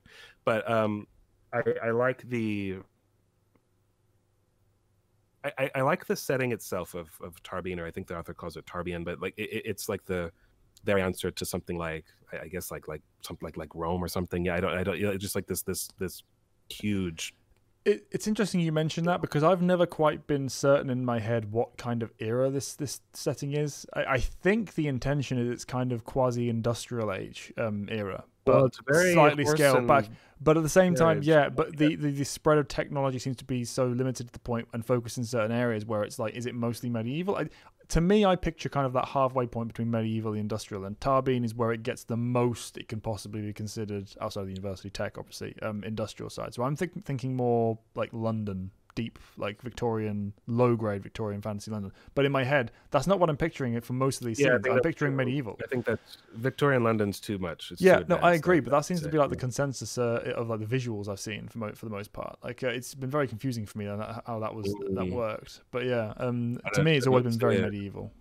By and large. Yeah, it's but whatever it is, you know, it's I just like the what I was gonna say is just like the scope and scale of it, and just how it's to an extent. I want to talk about this in two ways, but it's this next point I'm gonna table that for a second on what I was about to say, but it's it just works that he's so alone there, like as opposed to somewhere else, like a small town, because you're more alone. You know what I mean? But what I was going to say is he has this way about him, and it goes back to what I was saying with my criticism of the character personally. It's not universal, and it's not like what I'm saying is absolutely true. It's just my taste. He speaks in a way that you couldn't possibly understand these things, or you've never seen this. And again, like you said, maybe he's expecting that you won't be familiar with Tarbean or Tarbine, whatever. But there's something about the way that he expresses this multiple times over and over again, where like whoever he's thinking, like it just, that might be what it is, like where it feels like it's overstaying its welcome a bit, is because he finds different avenues of exploring the exact same thought many times, and in this sequence there's not as much stuff. He does that all throughout the book, but usually there's stuff to break that up with other stuff, and here it's just one after the other, and it's like this cascade of the same idea over and over and over again, because he has to get across the point that it's bigger than life, it's larger than life, life is hard, this side is rich, this side is poor, it's so hard. By the way, life is hard, this side is rich, this side is poor. And he finds like he has to keep expressing it, and that I think is like the cyclical part of that, and in doing it over and over again, I think that is probably why this sequence maybe wears on some people. But for the most part, I do like it. I'd like to mention that there's one bit that I really want to talk about, that I really like to cap this. But can we talk about the problem? Yeah, the problem I lit so bad that I led into my recommendation of the book to you that there is one section that will drag and drag and drag. And I was like, please tell you came to me with a message after you'd read it saying, please tell me this is it. Please tell me this is the part you're talking about. And I'm like, yep, that's it. And that is the tale of Telu, that is being given to Growth. Now, by an otherwise Trappist, an otherwise fantastic character and fantastic addition to the sequence. But this story, oh my god, it's so dry and it drags and it's so when you listen simple to the story, in terms of what it serves as a purpose. When you've heard it before. To the story, when you've listened to the story in the context of the audiobook, the edition that we listened to, it's like a 35 to 40 minute long story, and this is what I was. This goes along with what I was saying, which there were two kind of distinct thoughts, but they're interlinked. Where he expects you not to hear this. This is the equivalent. This is not, it's not quite a creation myth, but it's something like that. And it's something, it's sort of like a Christ-like figure who's, you know, divine in origin and is a bit of a redeemer. It's as if you said, can I interview you about your life story? And I said, yeah, but let me take a moment to tell you the story of Jesus, like in the middle of my That's story. the other part. Yeah, You it's know, the fact that he's word for word telling Travis's story within his own story, and it's a story that other now, people. He could have the broken it down. He could have said like, oh, yeah, I know because, many of you have heard this tale, I'm sure. This is this, yes, etc. And here's the that's high the points key, for those who haven't. And it's like, no, precisely. word for word the entire. And I'm sure it has relevance in the later book in relation to other characters and other parts. It fits into many theories. I know that people talk about this. I'm sure it has relevance to the lore. But in terms of how it's presented as a sequence to the Yes, reader, it's so painful. It's like easily my single least favorite part of both books by far. yes, because this is the thing, is like, it's it every fantasy author has to do this, where they have to explain their world, and if this story is important, he's got to get it across to you. But the way to do it, I would have thought, would have been, this is interlude time, where he says, so Chronicler, tell me this, what you understand about the story of Telu. Exactly. And then Yeah. there's like, and then there's, so that's the version you're familiar with, and the version that the world is familiar with. But what you might not have heard is X, Y, and Z, or like, and he embellishes what people already have heard, because it is literally, this is some universally known story. The idea that he would take 40 minutes of his life story to tell this is insane. And it's like, and the primary problem is, like you said, it's painfully dull and dry. We arrived to that without like any like conference, you know, and we both found it that way independently. You warned me about it, but without any details. And then I got to it. I was like, this has got to be it, right? I said there's a section of the early part of the first book. Yeah. I said there is a section of the first book that you will hate. Just bear with it. And then you came back to me immediately, like 2 days later, saying, "Is this it? Please tell me this is it." And yeah, that's it. Yeah. Don't worry, it's never worse than that by far. But yeah, it was just such a dry section, and it's a shame, because, as we said, the rest of the Tarbine sequence, by and large, is incredibly interesting, incredibly compact for the amount of information it's getting across. I know I personally think it drags a bit, but large part of that is probably this story in terms of page length. It's just it was not just it wasn't content that I would have liked anyway. Like we've just made that clear. Yeah. Not in the way it's presented. Like we are desperately crying out for like just a different packaging of it. But particularly like the really bad sort of what's the word? The thing that really pushed it over the edge, I guess, is the timing of it, because at the point where it comes, he's just been like savagely beaten in the streets and like lost like the last. He was given like a coin, like a I think she gave him a talent, a silver talent or something like that, and or it might have even been that much money. It was like a silver penny or some shit. It was more than he'd ever had. Okay, and it's snowing, and somebody beats him to the point where he drops the coin, and he's like beaten and bloodied, and he can't find his fingers are too numb that even if he found it, he wouldn't know. And it's like it is great. It's this wonderful sequence where I at that point, even though I'd been like, this kid's a little bit of a Mary Sue, I was like, oh no, Quoth. You know, I'm really with him right now. And then here's the story. Jesus Christ. Here's this long, boring story. And it comes from Trappist, who is otherwise a delightful character. Yeah. He's a breath of fresh air. He's a presence within the city of Tarbine. Is a shining beacon of light, etc. He's really good. He's based on largely on a real life figure from his story that Rothfuss was told by his mother, and it's brilliant. And then he just let me just sit you down and just verbatim have this long storied conversation with you. Not even conversation, just outright telling the tale. And it not only is out of place in terms of timing for us as the readers, but also Trappist never, ever, ever shows any kind of this level of conversation with him after this point. He's very focused on what he's doing, and that's it. He doesn't have like, here, let me tell you a tale, here, let me have long conversations about philosophy with you or anything like that. It's just in terms of like page count, it's not long after that they're saying goodbye. So yeah, they don't have any kind of. And I know that there's probably relevance to this. I know that Trappist could be an exiled emir, or I don't care, whatever the theories are, and that's obviously an extreme one, but it doesn't justify the extent of time that was dedicated to this very dry you know tale. You know what else? On top of that, almost immediately after this, we're into the Lanray tale, which is a better tale, but it's like Yes, two yeah, tales, like very closely you know, overlapping. Yeah, because of Scarpy's story, and that happens a few times throughout the series. There are tales that I'm not particularly invested in, but at least relevant to the characters telling them, relevant to the moment they're being told, or colourful at the very least. You know, various times this happens. Story of the Moon, the joke that Kvothe tells in long form. Loads of times it happens, and they're all great, or at least partially enjoyable. But this one to me was just no. I have no time for it. The only reason why I don't consider it a complete waste of time was we have this notion of like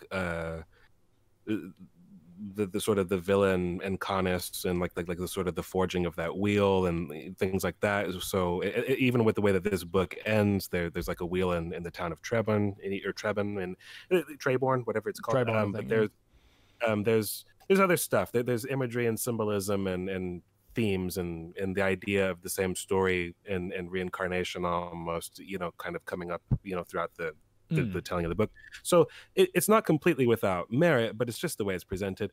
But the numbers, he's got like this fixation with the numbers 3 and 7. These are important numbers all throughout like the story and in different ways. But in that particular story, there's a bit where like the Telu figure or Menda, whatever form he was in at which time, he like sort of like draws like a literal line in the sand and is like forcing people to make a choice. And in his version of that story, there's like 7 people or 7 figures who don't cross the line or who do or whatever. There's 7 Chandrian, or so that they were led to believe. And in this story of Lanray and Lyra, there's also like these sort of 7 figures that are chosen like to defeat the evil.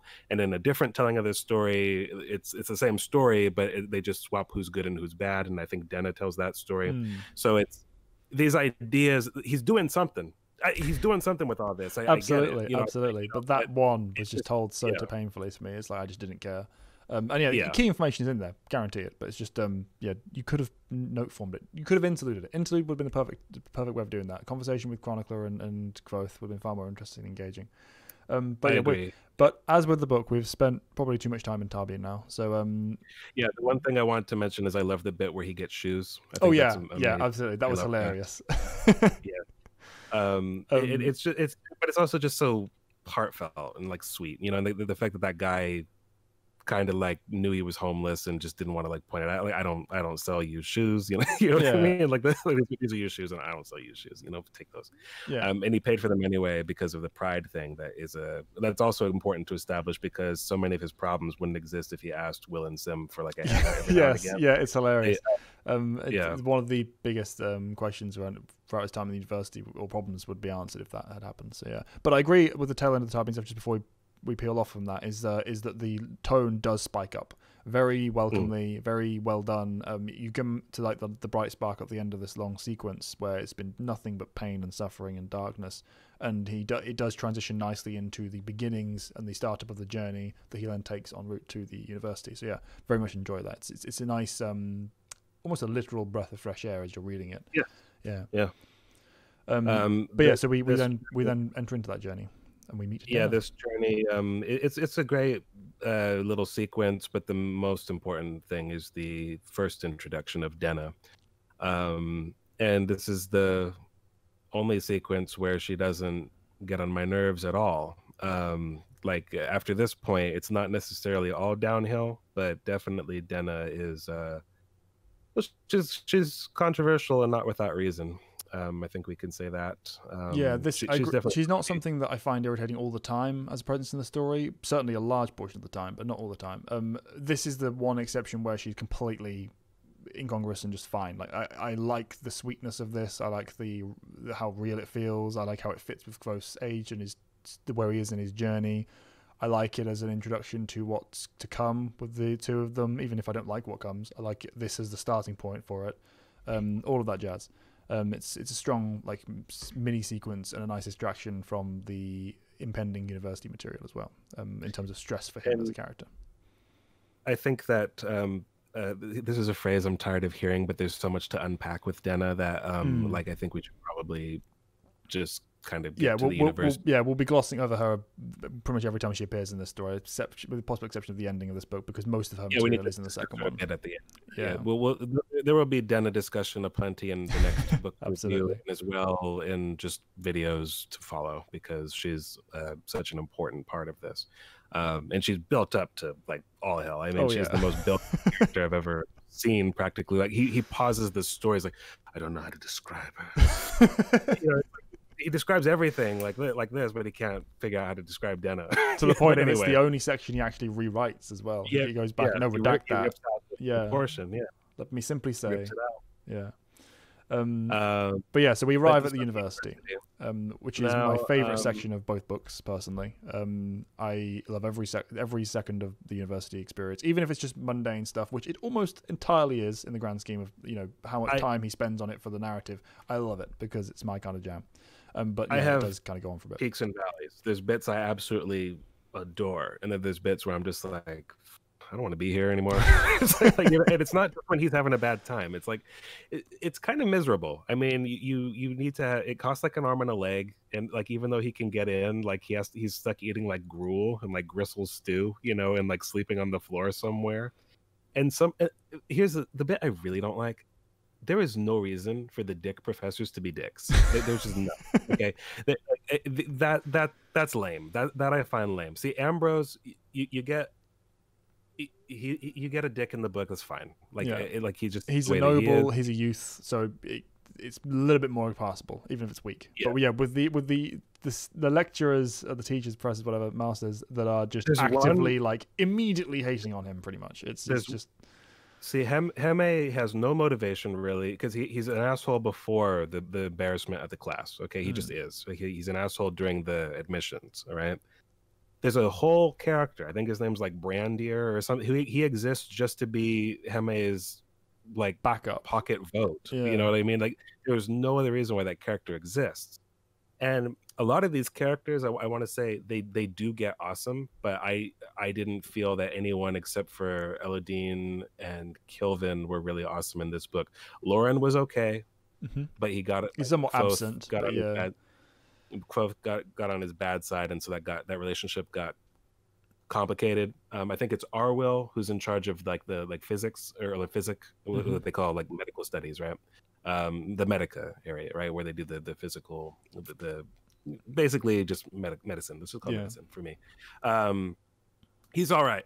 He's sweet, and that's consistent, and that's it. He doesn't really have much bearing on the story. But he doesn't have much bearing on the story, but his personality is fleshed out more than not at all. You know what I mean? Yeah. And Elxadal gets cool, but he's not really like in this. Like he doesn't have a lot to do at all. Yeah. And for whatever reason, in the UK version, we also talk about he is just good Snape. The voice is literally he's a good guy Snape, and it's brilliant. I cannot imagine that guy with any other character, any other voice now. It's so good. Yeah, just not even just Snape, but Alan Rickman specifically. Just that whole. Well, it's not a very it's not the sort of question you ask a person. I love it. Yep. Mm-hmm. But yeah, we'll talk more about that in the second book, I'm sure. So to me, it's like the first time I was reading this, I was like, these people are like really ill-defined. They're not real characters, blah, blah, blah. And I felt that way about like some of the other students for a while. And they all get definition, but it takes a while for some of them. So the university, to me, it was a bumpy ride. I mean, I liked a lot of it. But there's bits where I was just like, what are we doing right now? And no, there's no arguing the fact there are high points and low points with the university sequences. There's no question. Even if you love it all, which I do, there are points where you love it more, but also the fact that objectively speaking, the quality just skyrockets, both in terms of relevance, in terms of the material being covered, the even outside of the plot side of things, just the quality of what's being discussed, or in terms of philosophy, in terms of the magic system, in terms of character interaction. There are points where you can tell he's dedicated a great deal of time and focus and energy onto exploring them and properly fleshing them out. Whereas, and then you've got the bits in between where it's just money troubles and food troubles and lesson pressure and I can't get into the archives and all, which again, I enjoy it all, I really do, but it's not as good as the rest of it. And if you aren't as invested in the world and the setting of the university specifically, then you're not going to have any real interest in that. I know the money in particular drove you mad. That was the biggest unexpected thing for me, where it's just like, I cannot believe that we're talking about money again and again and again and again and again. And to be clear, I understand that this is intentional, and it's the point. Like Rothfuss has talked about how he's just like an economics nerd. He loves this topic, but also it makes sense that, the character's poor, or it's not like a problem that just is there one day and gone the next. It's got to be there. But it was so present, omnipresent in a way that I've never seen in a book like this and never expected. So it drove me just insane. And also the specificity of like the kind of, I've got jots and pennies and hay pennies and silver pennies and talents and there's something to be said. I don't know. No, there's definitely something to be said in the defense of that, in that it directly relates to the proportion of the stakes involved with any given sequence or scene, and that's true. But I definitely agree with you. If you take that perspective off, which is most people aren't thinking about when they're just generally reading and experiencing the story themselves, it's only in an analytical sense that you start looking at that. Then it comes up too much, and it's like you said before, in terms of those cycles, it rears its head in too many ways, in too similar ways. It's not like he's developing new problems or new perspectives or describing the issues with money as having the same. It always comes back to that same, and now I have this much money, and that's great, or now I have this much money, and that's bad. And it feels in a way like each scene is like building off the very last one, whereas in any other story that would be a segment and then we had other stuff, what I mean? But very few time skips in this entire series, which is something that's kind of definitely a step apart from the average fantasy. But personally, it just never bothered me really. That money thing, I understand it as a criticism 100%, and I can understand why it bugs others, but for some reason it didn't bug me as much or at all. Now that I know to expect it, I don't look at it as like an ugly enemy that I'm waiting for it to rear its head or whatever. It's just I'm prepared for it, but it just shocked me the first time, where I was like, this is so like, when do we go to when do we call the name of the wind? It's like, in close relation to that as well, it's the food. Like you the amount of times we'll hear, and for this breakfast, or the breakfast this day, I had an apple and a piece of cheese and stuff. And in any other book, I would be like, I don't care about this. But because of the way he describes the place around him, that the day-to-day stuff that Quoth's doing, and how, just the day-to-day environment of the university, because I love that, it doesn't bother me at all. But I can understand, if you weren't invested in the place around Quoth and the setting of each particular section, what he had on his plate for breakfast is so not time you need to be spending. I love A Song of Ice and Fire, and George R.R. Martin likes to write about food, and like, to the point where it's just like, it annoys some of the readers, and it doesn't annoy me because you have this whole sprawling plot and like battles being waged and whatever. And I don't have a problem with it here just because it's food. I have a problem with it because of Quoth's "Don't you dare change a single word of this story." Yes. On this day, I had a wedge of cheese and a bottle of beer, and it's like, so what? Because it's never. That's true. It's that specific. As a reader of just picturing his story, it's fine. But going back to that, the reality of him telling his story, and he's choosing to include those details as a person, detailing it as a biography. You're never going to read like the biography of this great person and on this day I ate a good, once or twice to make a point, maybe, but every other day.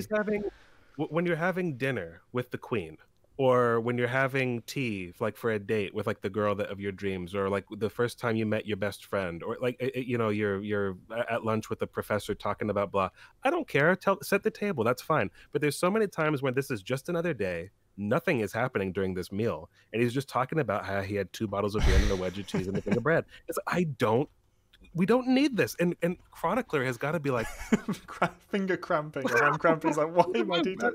And then just skip entire tracks of the second book, and it comes up, there's a scene with it where he's just like, what? This is the story that made me follow and come after you. Like, why are we skipping this? I don't care to tell it. But we'll get to that.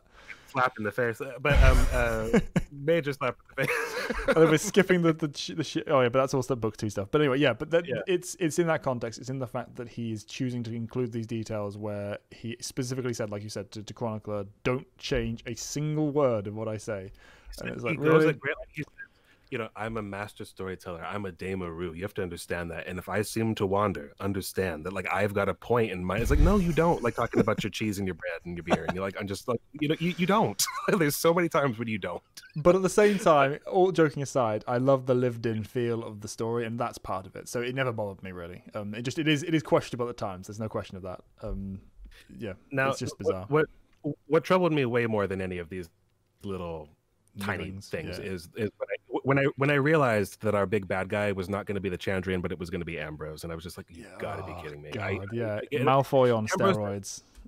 Yeah, he doesn't do anything for me, and he's not like the worst character I've ever read, but I mean, come on, he's so one-dimensional. He's like him and Heme too, but and Heme's, like I already said, arguably worse. They're lamer, but Heme's less consequential in a way. He's just there to vote against Quoth most of the time, like on until the getting kicked out thing. Yeah, when he's on the horns or whatever they call that, you know. But yeah, I mean, Ambrose does nothing for me. I really don't have much to say other than he's just a very one-dimensional character, and that's the main reason why he just doesn't do anything for me. There's some sort of clever and believable ways in which the two of them figure into each other's lives and give each other problems. It's not poorly written. It's just I don't care. You know, that's really what I'm getting at with that. And it's the same. It's the weakness in relation to the strengths of the book. You know, it's the fact that he achieves such heights with prose, with sense description, with character interactions and concepts and all of that stuff. And then we get just this schoolyard bully from every kid's book ever for seemingly no reason. It's not like developing Ambrose a bit and giving him some more layers would detract from the story.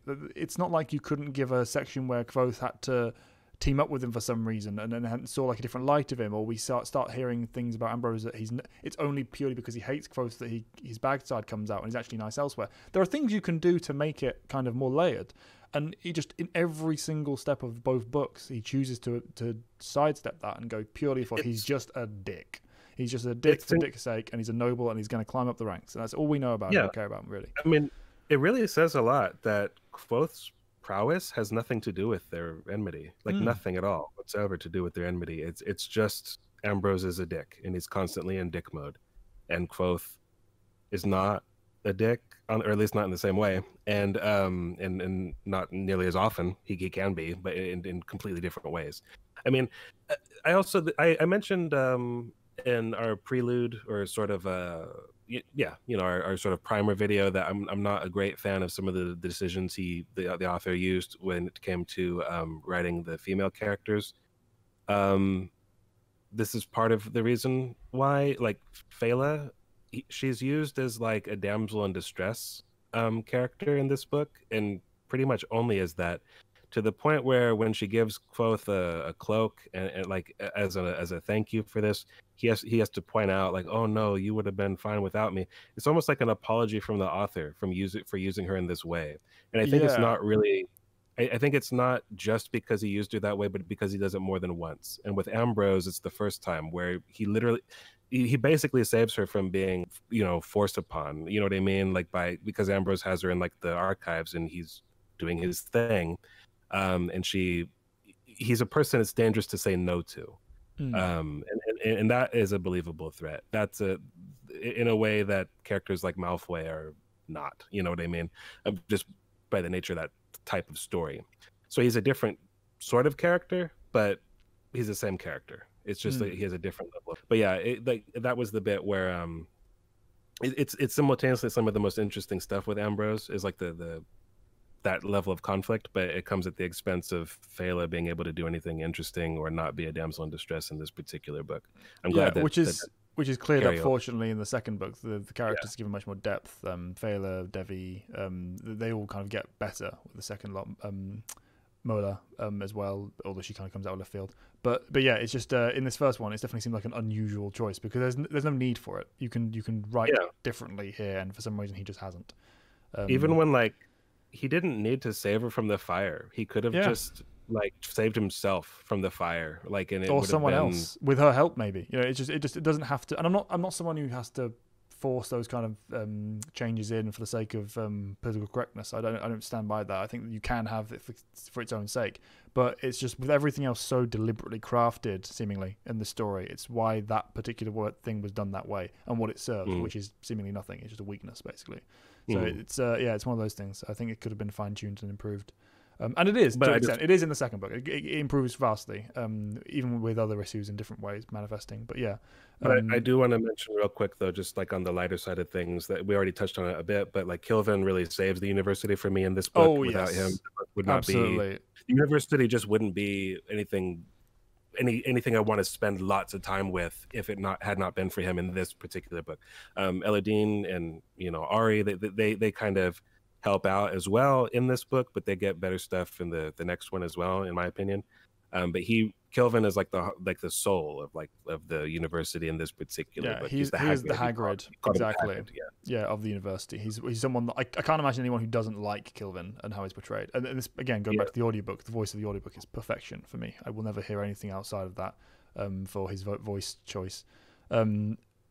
Lovable character, incredibly intelligent, incredibly principled. He's a good mentor figure. You can see him trying to push Kvothe in certain directions that both help the university but also himself and develop him as a person. It's someone you'd want to know yourself. He's the kind of teacher everyone wants. He's, that McGonagall sort of situation.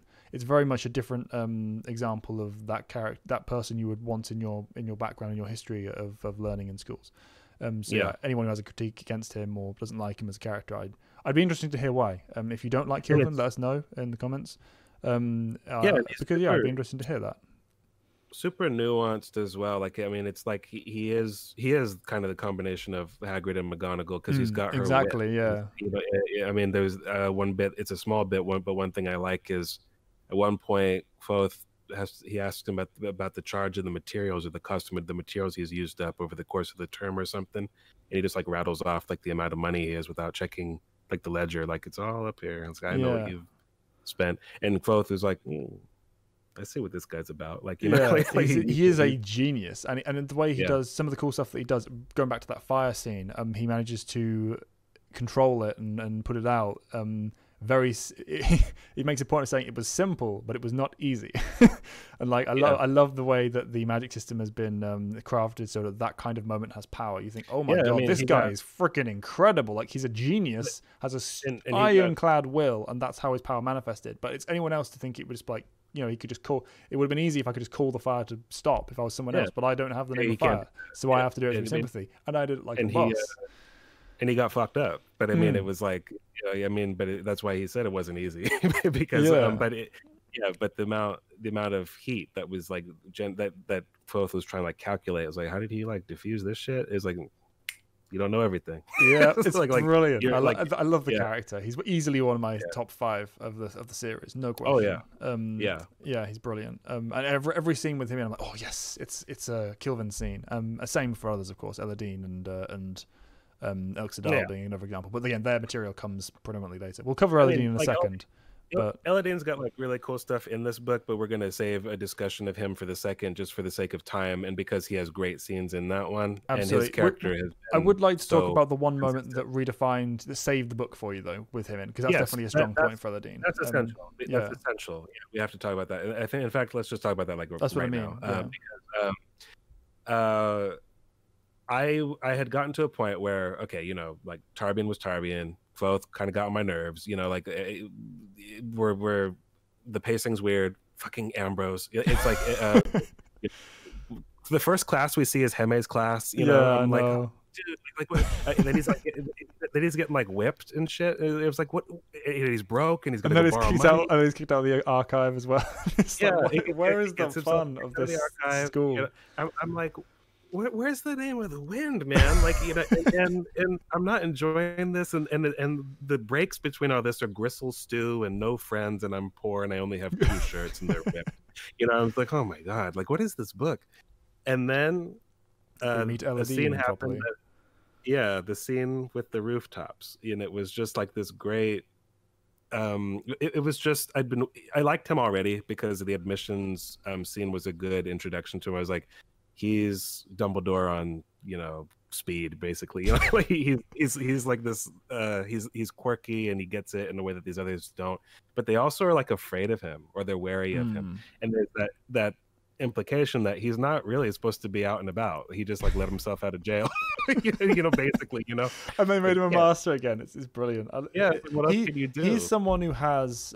It's not just whimsy and eccentricity, which would have been easy and enough to write in by itself, but he's someone with a deep well of power in how he's portrayed, again mostly in the second book, but we'll talk about a little bit about it here because it has relevance to this point. He's a character that you can see has a lot to his history that Quoth doesn't know about. Seemingly a lot of people don't know about it, or if they do, they're not talking about it for unknown reasons or obvious reasons, really, depending on who they are. But he's someone who's so far different from everyone else. He calls to mind similar types of characters we've seen in other things before. With you said about Dumbledore, the kind of eccentricity and the step aside from other characters. But at the same time, he's got this edginess. He's got this edge, not this edginess, this edge to his personality, where because of his knowledge of the true magic in the world, the naming, and his passion for it, and how he only really steps away from his main crazy persona for those purposes, for those moments. It gives so much power to those moments themselves, even without them being interesting and eloquent and powerful by themselves. Just the fact that he's getting real for a second is like, oh, this is something to pay attention to. And the whole thing is great because and this is something I love. We touched on it a little bit, but early on with his early with Quoth's early lessons with Ben, he's disappointed with sympathy because he talks about how it's mere sympathy and it's like, I shouldn't say this, but I was disappointed. It's magic, but it's not what I wanted. It's not storybook magic. And Quoth, he's searching for it, and actively searching for it, to the point where the structure of this scene is there's Master Elodie, I'm gonna go ask him, and the first thing he does, he catches it. That fucking kid. It's like he rolls his eyes and just and carries on about his business. Like, I am not here just to take you on a guided tour of a name. It's like you're gonna have to find it on your own. It's only later on. It's only later on with material in book 2 where he comes back from that and starts to see the potential in Quoth. Because right now he's written him off. He sees, you're a genius, you're great, you're intelligent, but you're on the straight road. You have no abstract appreciation at all, and that so Quoth is seemingly oblivious to that. Quoth doesn't understand that's why Elodine. It's patently obvious to the reader why Elodine is blocking him. He gets frustrated by it and leads into the foundation of this follow-up. The structure of the scene is he is chasing a character the way he chases the wind, and it's about as successful. And it's it's great. And the whole thing of showing him, what it when people crack, and what happens to them and all that kind of stuff. But he's to the point where Quoth is for the first time really made uneasy by this guy. To the point where he's like, I gotta get out of here. But the scene with the rooftops is where he's like, oh, jump off this roof, and he's like, show your commitment, jump off. I've been chosen for this. This was the test. This was the moment that everything had been leading me up to. And he does it. It's Quoth is so extra in the moment. He's bigging it up. He's playing this up as this moment, and even the reader's expectation, because that is the moment. That is the moment where in most stories the leap of faith would show his commitment, would show his drive, and prove to him that he's capable. Either he'd call it himself, or Elodine would take him on under his wing, etc. So all of that is set up. And it's when he talks about sort of the visuals of it, where he's trying to do this majestic thing, and he's falling off the fucking roof. And Elodine is just you can tell he's both shocked and probably trying not to laugh. And he's just looking down wow. It was congratulations. Yeah. That is the stupidest thing I've ever seen, ever. And this guy's seen some stupid shit, like working at a place like this. He's done some stupid shit himself, but it's so perfectly timed. And it was I remember you messaging me at the same, having seen this scene. You're like, okay, I'm in. This scene has saved the book for me, and I'm like, yep, right there with you. And I love the point you make about chasing the wind as the reference, because that is exactly what Elodine represents. He is the wind to Quoth, in terms of what is. the pursuit of naming, the lack of understanding of what Elodine and naming in general is about, that frustration of the disconnect between intellectual and abstract, like unlocking and understanding for him. It's the only thing we see him really struggle with, and I like that in this instance because it makes sense that he struggles with it. It makes sense that someone so up his own arse and intelligent and focused and I understand everything about everything would struggle with something like naming. It's a bit annoying that he doesn't catch on to the lessons that Elodine's giving him until much later on. That's a weakness, I think.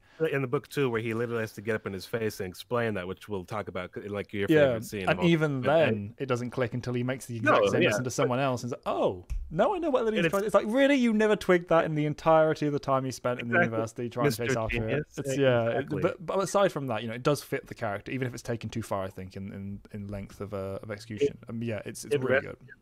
It rescued this book at just the right time because I was enjoying Kelvin, but that was really all I was enjoying up to Will and Sim are not defined characters by this point. They're pleasant and they're entertaining, but there's nothing particularly interesting about them at this stage. Denna's not really totally in the fold yet, like where you have like that story. You've got Ambrose and nasty university stuff and poverty, and I'm just like, what is this book, and that was the moment where I was like, this was the jolt in the side of the arm that this needed, where I'm back in it. And then it has the nerve to get a bit boring with the Dracus and all that later on, but it saved me from like giving up. And there's plenty of stuff that I found to enjoy after that point, but that saved it. It was the book moment. The other key element, one of my top scenes. Absolutely, no question. Most of mine, I think, are Elodine involved, Elodine or Kilvin. But the other element, of course, of the university stage is Devi. We're going to talk about more in depth about her, but I found her incredibly interesting. She's one of my favorite characters in the series. It's just most of the stuff we want to talk about will be you need to talk about for second book stuff. So for now, she has a great intro. She has a great presence. Excellent foil and opposite or aligned character with Kvothe. Really good connection between those two. And in a different way from the way his other foils are, because Elodine is one to an extent parallel in a lot of ways. But and she's the only again, I agree with you. We got to talk about her in depth later on, and we're running a bit short on time here. But she's the only prominent instant exception to my rule to my general rule about how I'm not thrilled with the way he wrote female characters. She got off. Yeah, he got her right perfectly from the start. Absolutely. Yeah. The other ones get good, but they stumble out the gate, like with Fela especially. But with this one, we have different views on Devi, but she's a great character. So we'll get to that. But she's fantastic character. Just how we view her is different, but we'll get to that later. That's going to be his own video of interest. But she was the other key element of the university, and of course the other aspect that's still university adjacent, literally, but is a sidestep in terms of the content and the setting is Imre with the Aeolian. Not much to talk about in terms of plot here relevance, but in terms of character relevance, this is huge. I mean, this is the escape from the tedium of not tedium, but the negative aspects of the university. This is the flourishing of growth on a musical level, which is so important to him as a character. It's a nice little window into some elements of the rest of the world. Introduction to another delightful character of the name's gone from my head. Describe which one, because there's guy's trying to get my patron. I have no idea why. Threep. There we go. Thank you. I went straight from my head. Introduction to the character of Threep. He's another little ray of sunshine, even though it doesn't serve no purpose other than that. He's great, and that kind of is represented in the Aeolian as a whole. It's just this nice, lovely, beautifully crafted when it comes to the music and performance side of things.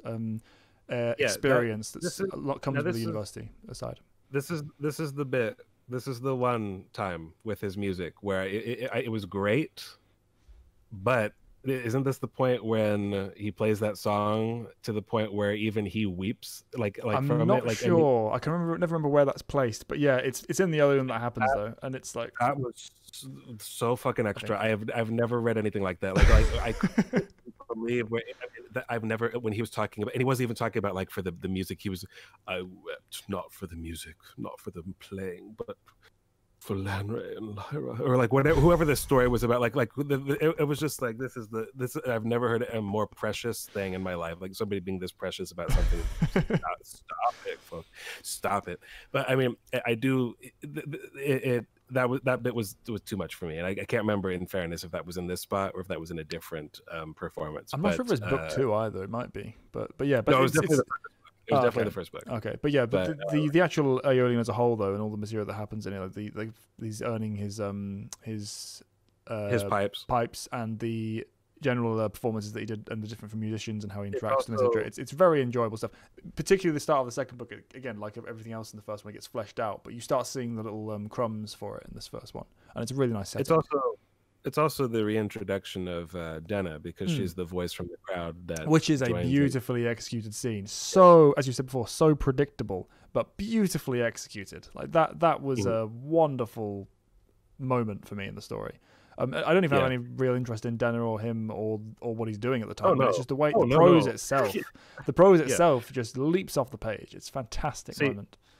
See, the things with Denna is that, I mean, the long and short of it, because we'll talk about her in future projects, like we said, she's just it's so built up that it can't possibly end well.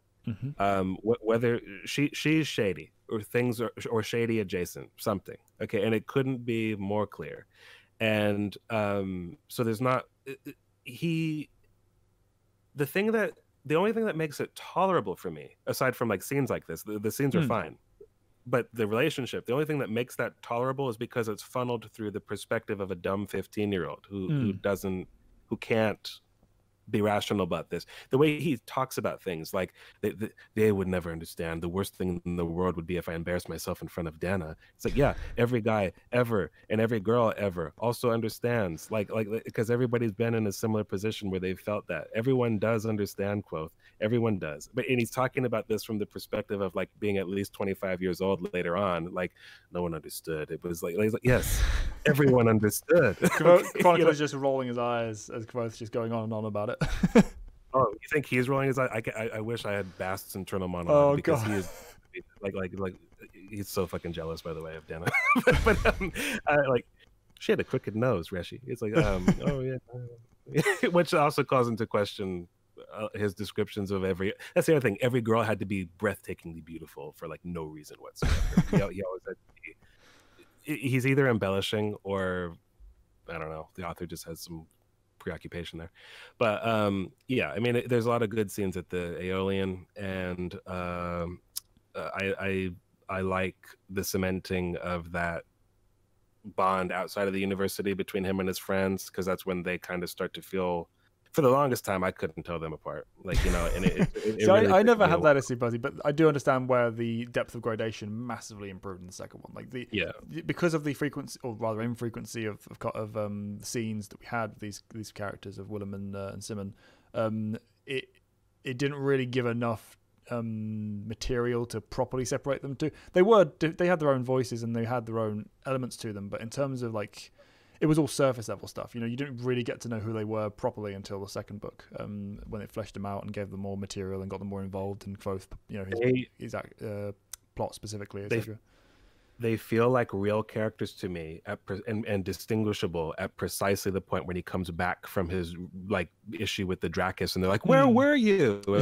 And it's like you're. At this point, you're gonna give me character like after that much of the book, you know, like where it's like we're at the tail end here. It's like you're gonna come in and be like best friends, and they were his friends before that, but they great felt friends, the best of friends, as he describes them later on. Yeah, like all throughout the second book, I totally buy it, but in the first one, I was just like, this one. It wasn't so much terrible. It seemed so terrible given the strength of everything else. You know, it was that dip again in quality where he just didn't have as much time and attention given to it at this stage in the story. One was the serious one, and one was the other one. I didn't have a word for Sim at all. I didn't. I couldn't describe him. He was there, and they're both also pretty well off. I couldn't. I was like, what? Rich one? They're both rich. They're both smart. They're both. Whatever, they're just there, and they're both monosyllabic. You know, like Will and Sam is like one of them's the other one. Whatever, I don't know. It took forever, but I get them now. I like both of them now, but it took a while. Yeah, Imre. That's cool. Mostly the stuff you have to talk about. Yeah, it's well developed, well described. Everything about this the entire book, you know, in terms of the setting and the scenes you're in are well visualized in your head and everything's really beautiful, all that jazz. But in terms of plot progression, not much happens until we get the spark of news that leads him on his journey towards Trebon. In which we get finally back into the changing. I mean, we've had little murmurings throughout where he's been, you know, looking into the archive and asking questions of certain people and stuff. But this is the first time when it actually comes back into focus of the Chandrian being a deal. That was the galling thing about Ambrose, was that he completely derailed the whole thing by getting him thrown out of the archives with his little scam, like where he told, you know what I mean? Like that's all the reason why all that happened, and it derailed the whole plot of the whole book up to that point. But I like that sequence where he's got to like ask Devi for way more money than she knows he's good for, and then he uses that, and he's going to go barter for like a horse. I like that sequence a lot. I love the fact that he was up his own ass about the horse and it was got completely wrong. I love that. It's so good. Perfect.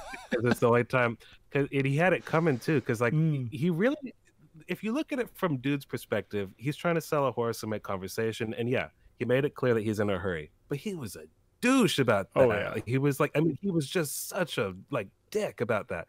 So the guy was like, I have what you're asking for in the back. Let me bring it around. And then he bring it out there, the painted horse. It's like, I knew this was a perfect horse. This horse was a beautiful animal. And he went on at length about how, like, he spoke to the horse, he named it, and it's like, I know, but a Dama Ruin. Oh god, it was over the top. And then the next thing he meets, pretty much the next person he meets on the road, it's like, this is a painted horse, kid. Through a river full of paint thinner, and that was perfect. But because that's the great thing, where the author knows that the character is arrogant to the point of, like, to this point where you can play this game with him. You know, that would be the thing that would ruin it, is if for some reason, if the author wasn't aware of Quoth's failings, it would be unreadable. But he is, and Quoth himself as well. You know, because he's telling the story.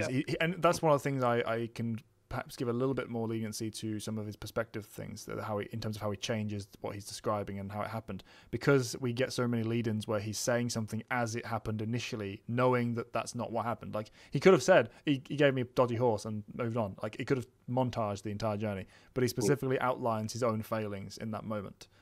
So I like that it's you know, the character self-aware, the author self-aware of the problem of a Mary Sue character, etc. So it all works into plays, and it's just fun. It's so vindicating to see him just be like called out by this tinker on the road, and it's someone he has to actively respect as well. So when the tinker's like, "Kid, you've been hustled," he's like, "Yeah, fair enough. I respect your obvious statement." And the guy, he's constantly offering him stuff that would have been useful, and he's like, "No, I'll take this and that instead." And the guy's like, have it then. And like later he's like, Denna's off, do you have any rope? No. I love that moment. Yes, I forgot that one. Everything about the sequence is just the guy was like, I got a good bit of rope here. If he was like, no, I don't need that rope.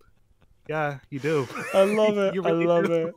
It's brilliant. And there was that kind of sense of humor was very prevalent throughout this portion of the book, even down to the Dracus being like this joke of like, it's a oh my god, it's a dragon. No, it's just a big lizard that, you know, looks like one.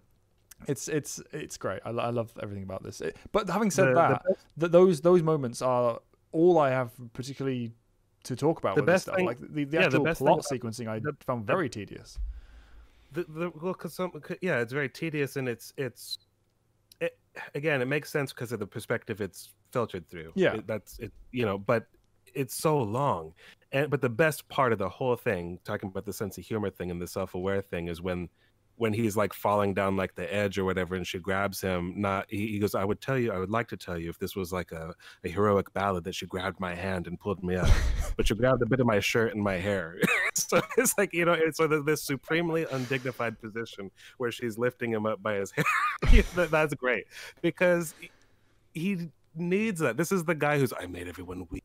I'm a Demaroo, and I'm a savant. I know everything, and it's like he's being hauled up by his hair. You know, I mean, it's perfect. I love it. Yeah, that's it's really just kind of a a hunt for not a dragon, you know. Yeah, basically. it's one of the strengths and weaknesses of the sequence, because it's telling you that down to earth, how it happened, real story. It's not skipping over or framing it in a way that avoids the boring parts. You know, the parts of the story that most other fictions or fantasy stories in general would tell you actively to, you know, not focus on. It's playing them out beat for beat, second by second, and makes sense that it's doing so.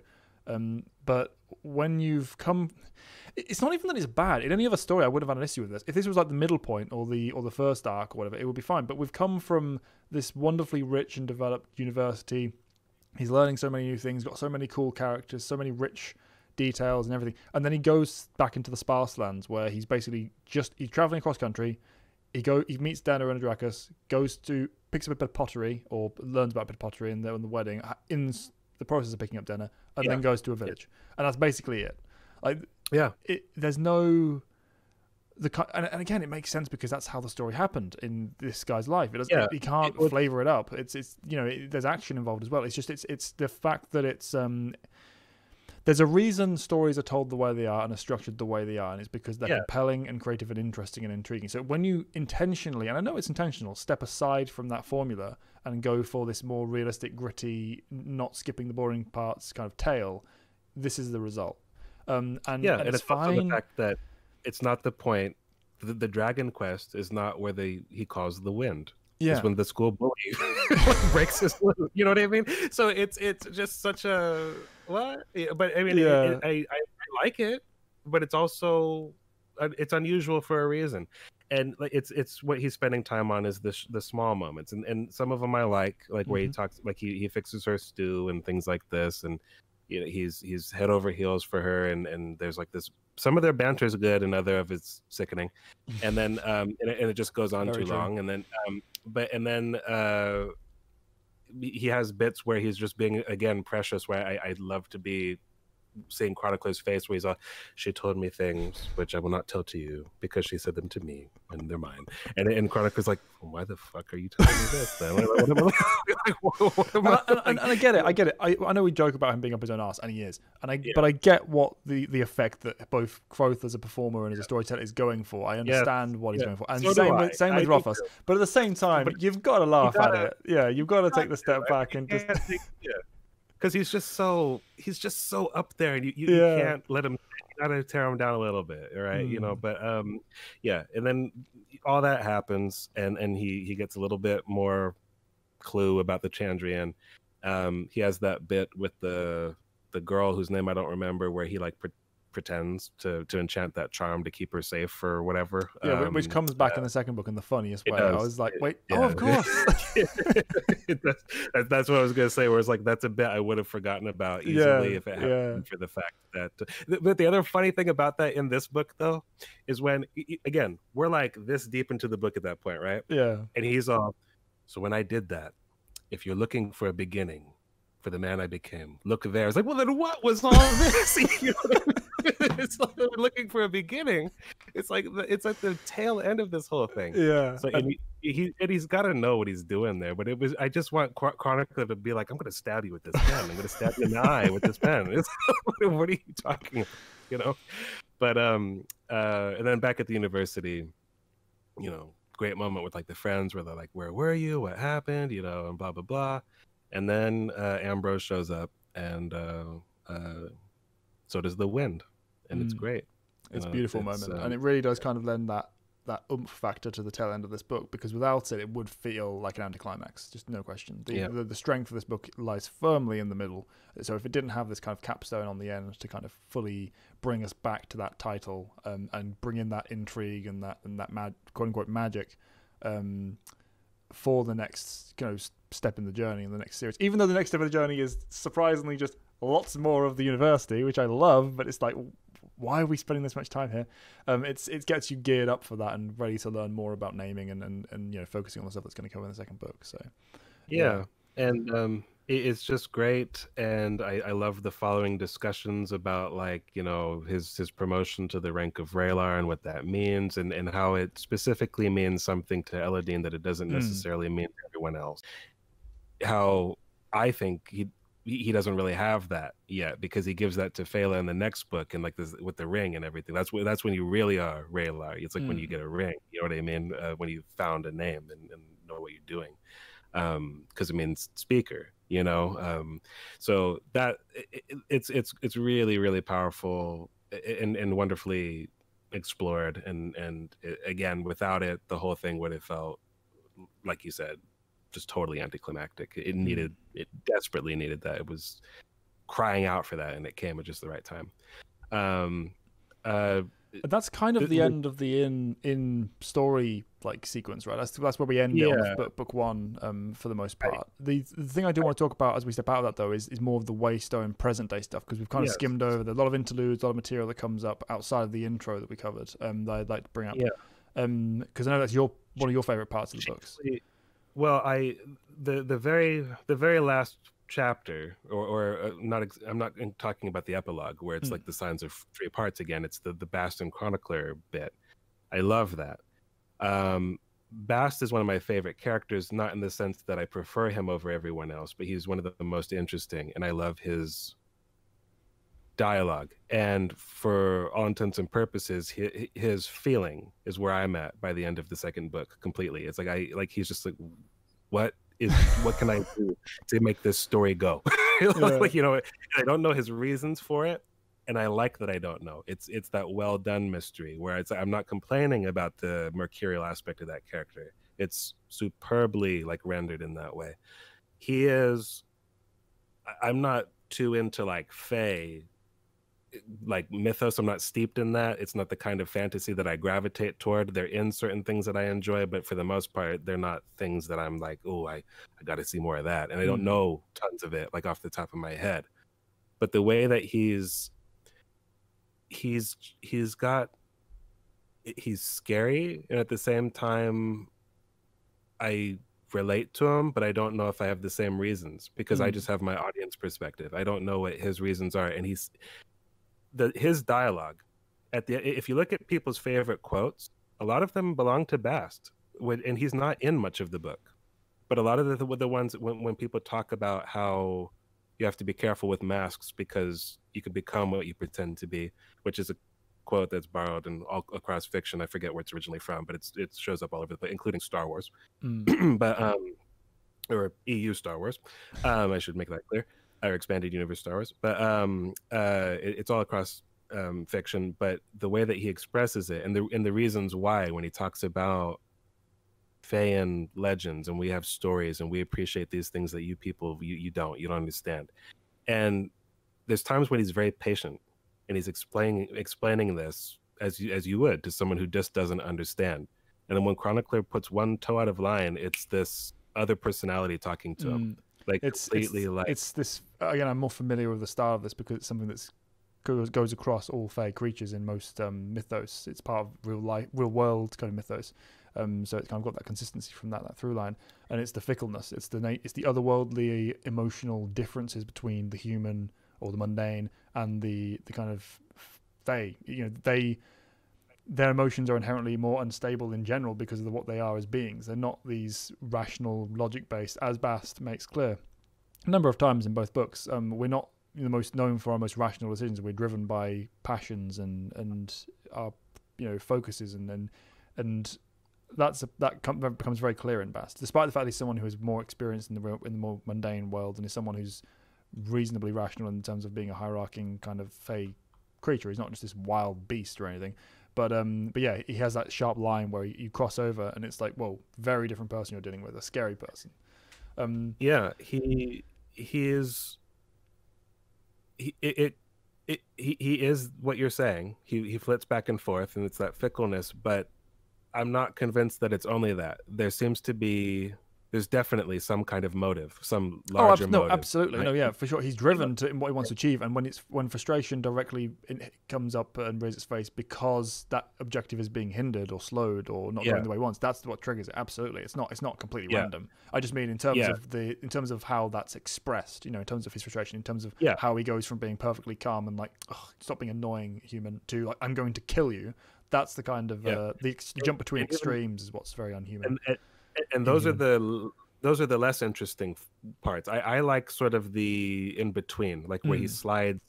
There's things one he line said. that's one of my favorite lines in the entire series, and like, you don't know the first note of the music that moves me. I'm like, oh, that's Faye, that's Spast, that's so much of a truism for this kind of thing. It's beautiful, and I always attributed that to a Quoth quote when in my head for the first like few months after listening. But then I went back and went, oh wait, no, that's Spast. Yeah, it's a very Quoth line. It is, but that's the thing. Is like if you look at lists of popular quotes, a lot of them belong to Bast, and they sound like Quoth. Yeah. It's Rothfuss is writing, but they sound like, you just assume it's Quoth, especially with like a music reference like that. Yeah.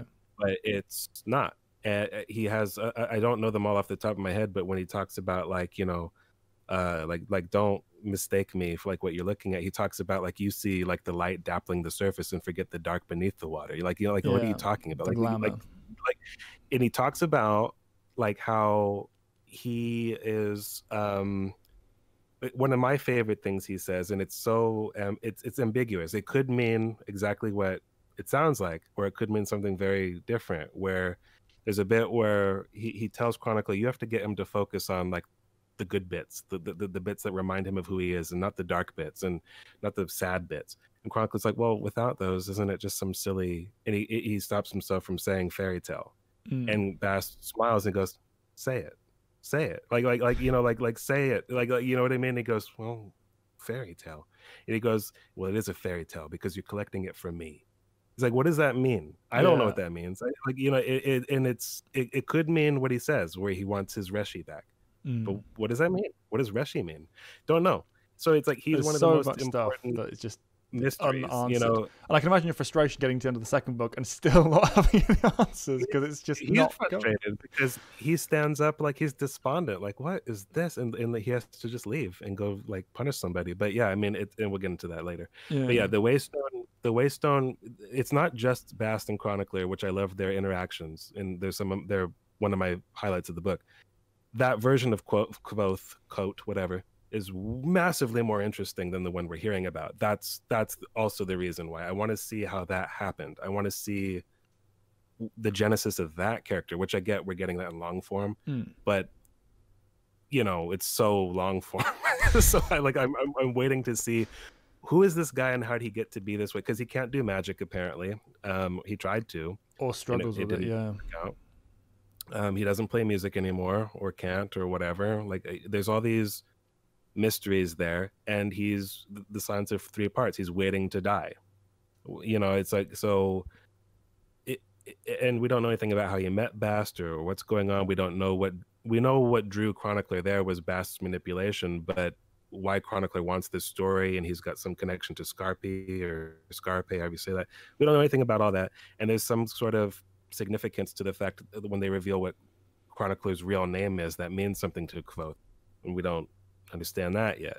There's so many little tidbits to get dropped throughout, both in the story that Quoth is telling and also in the present day, that has to pay off somewhere down the line. But it's the main thing we've talked about when we talk about book 3, and we'll talk about it more in the later video. But we don't know any idea how the book can not be a disappointment and not be anticlimactic with the amount of time it feasibly has to give, because it's not going to be this big. It has to be standard book size, and there is so much material that has to be. We have not even met the king that's going to be killed in this chronicle. So what the hell is are we going to have to do? We might have met the king, but in the king's current title as the king, we've not met him. So it's like, right, I don't know. It's there's all sorts of red herrings too. I mean, it could they've mentioned that Ambrose, his dad, is in the line. It could be him, or it's very clear that Ambrose is going to be the king. But that red herring. But it's also, but he's also, Quoth talks about how he's rescued princesses back from sleeping barrow kings.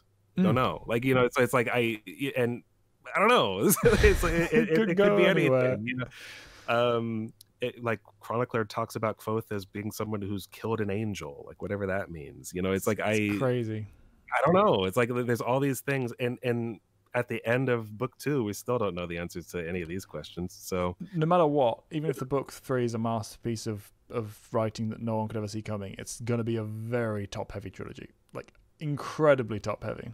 to the point where these first 2 books may as well be The Shire from Lord of the Rings, and everything else is book 3. It's just it's crazy. Yeah, it's like, I mean, I hesitate to say that I love this series. I really like this first book, and I love elements of both books for sure, but it's such a work in progress to me, it seems to be. It's so hard for me to believe that he's got something.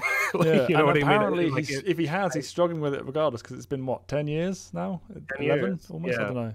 It's crazy. It's like trying to split your mind. I can't believe that this is gonna work. I don't know. You know, maybe it will, but I don't know. My hopes are up, but you know, hope is the first step on the road to disappointment. So we shall see. But that's inspiring. But that's about the sum of Name of the Wind for now. Yeah. I love the series. Again, definitely prefer the second book for reasons we'll get into next time. But this is the stronger single work, I think, despite the flaws we've outlined. And I think the strengths of it are very, not unique, but very rare. Certainly within fantasy, but definitely rare within fiction as a whole. It's not this is not the kind of standard writing you see very often, and certainly shouldn't be the benchmark, because it's or your expected benchmark, because you will be disappointed. In all that, I can agree. You know, like with flaws and all, I think that people should read it, and it's incredibly interesting and marvelously written and intricately detailed. I can't pretend to have any clue what it all means, but you know, like it is something that it's remarkable. I just don't know precisely in what way yet. But thank you for turning me on to this series and making me wait while another author may or may not ever finish it. I appreciate that. And I look forward to speaking more about other topics, ranging from specific characters to, of course, the next book. Yeah, looking forward to talking about that one. It's going to be a great time. Again, highs peak up even higher in that one. So a lot to talk about on the individual level. I hope you guys have enjoyed. This has been our first foray into somewhat different novel coverage. We're going to be carrying on with that in future videos, both fantasy and other elements, other genres. So stay tuned. Hope you enjoy. And I am Callan. I don't have an outro. Do we still do outros? Like, whatever. I'm Matt. Thanks for watching, and have a nice day. Hope you guys enjoyed. See you later. Goodbye.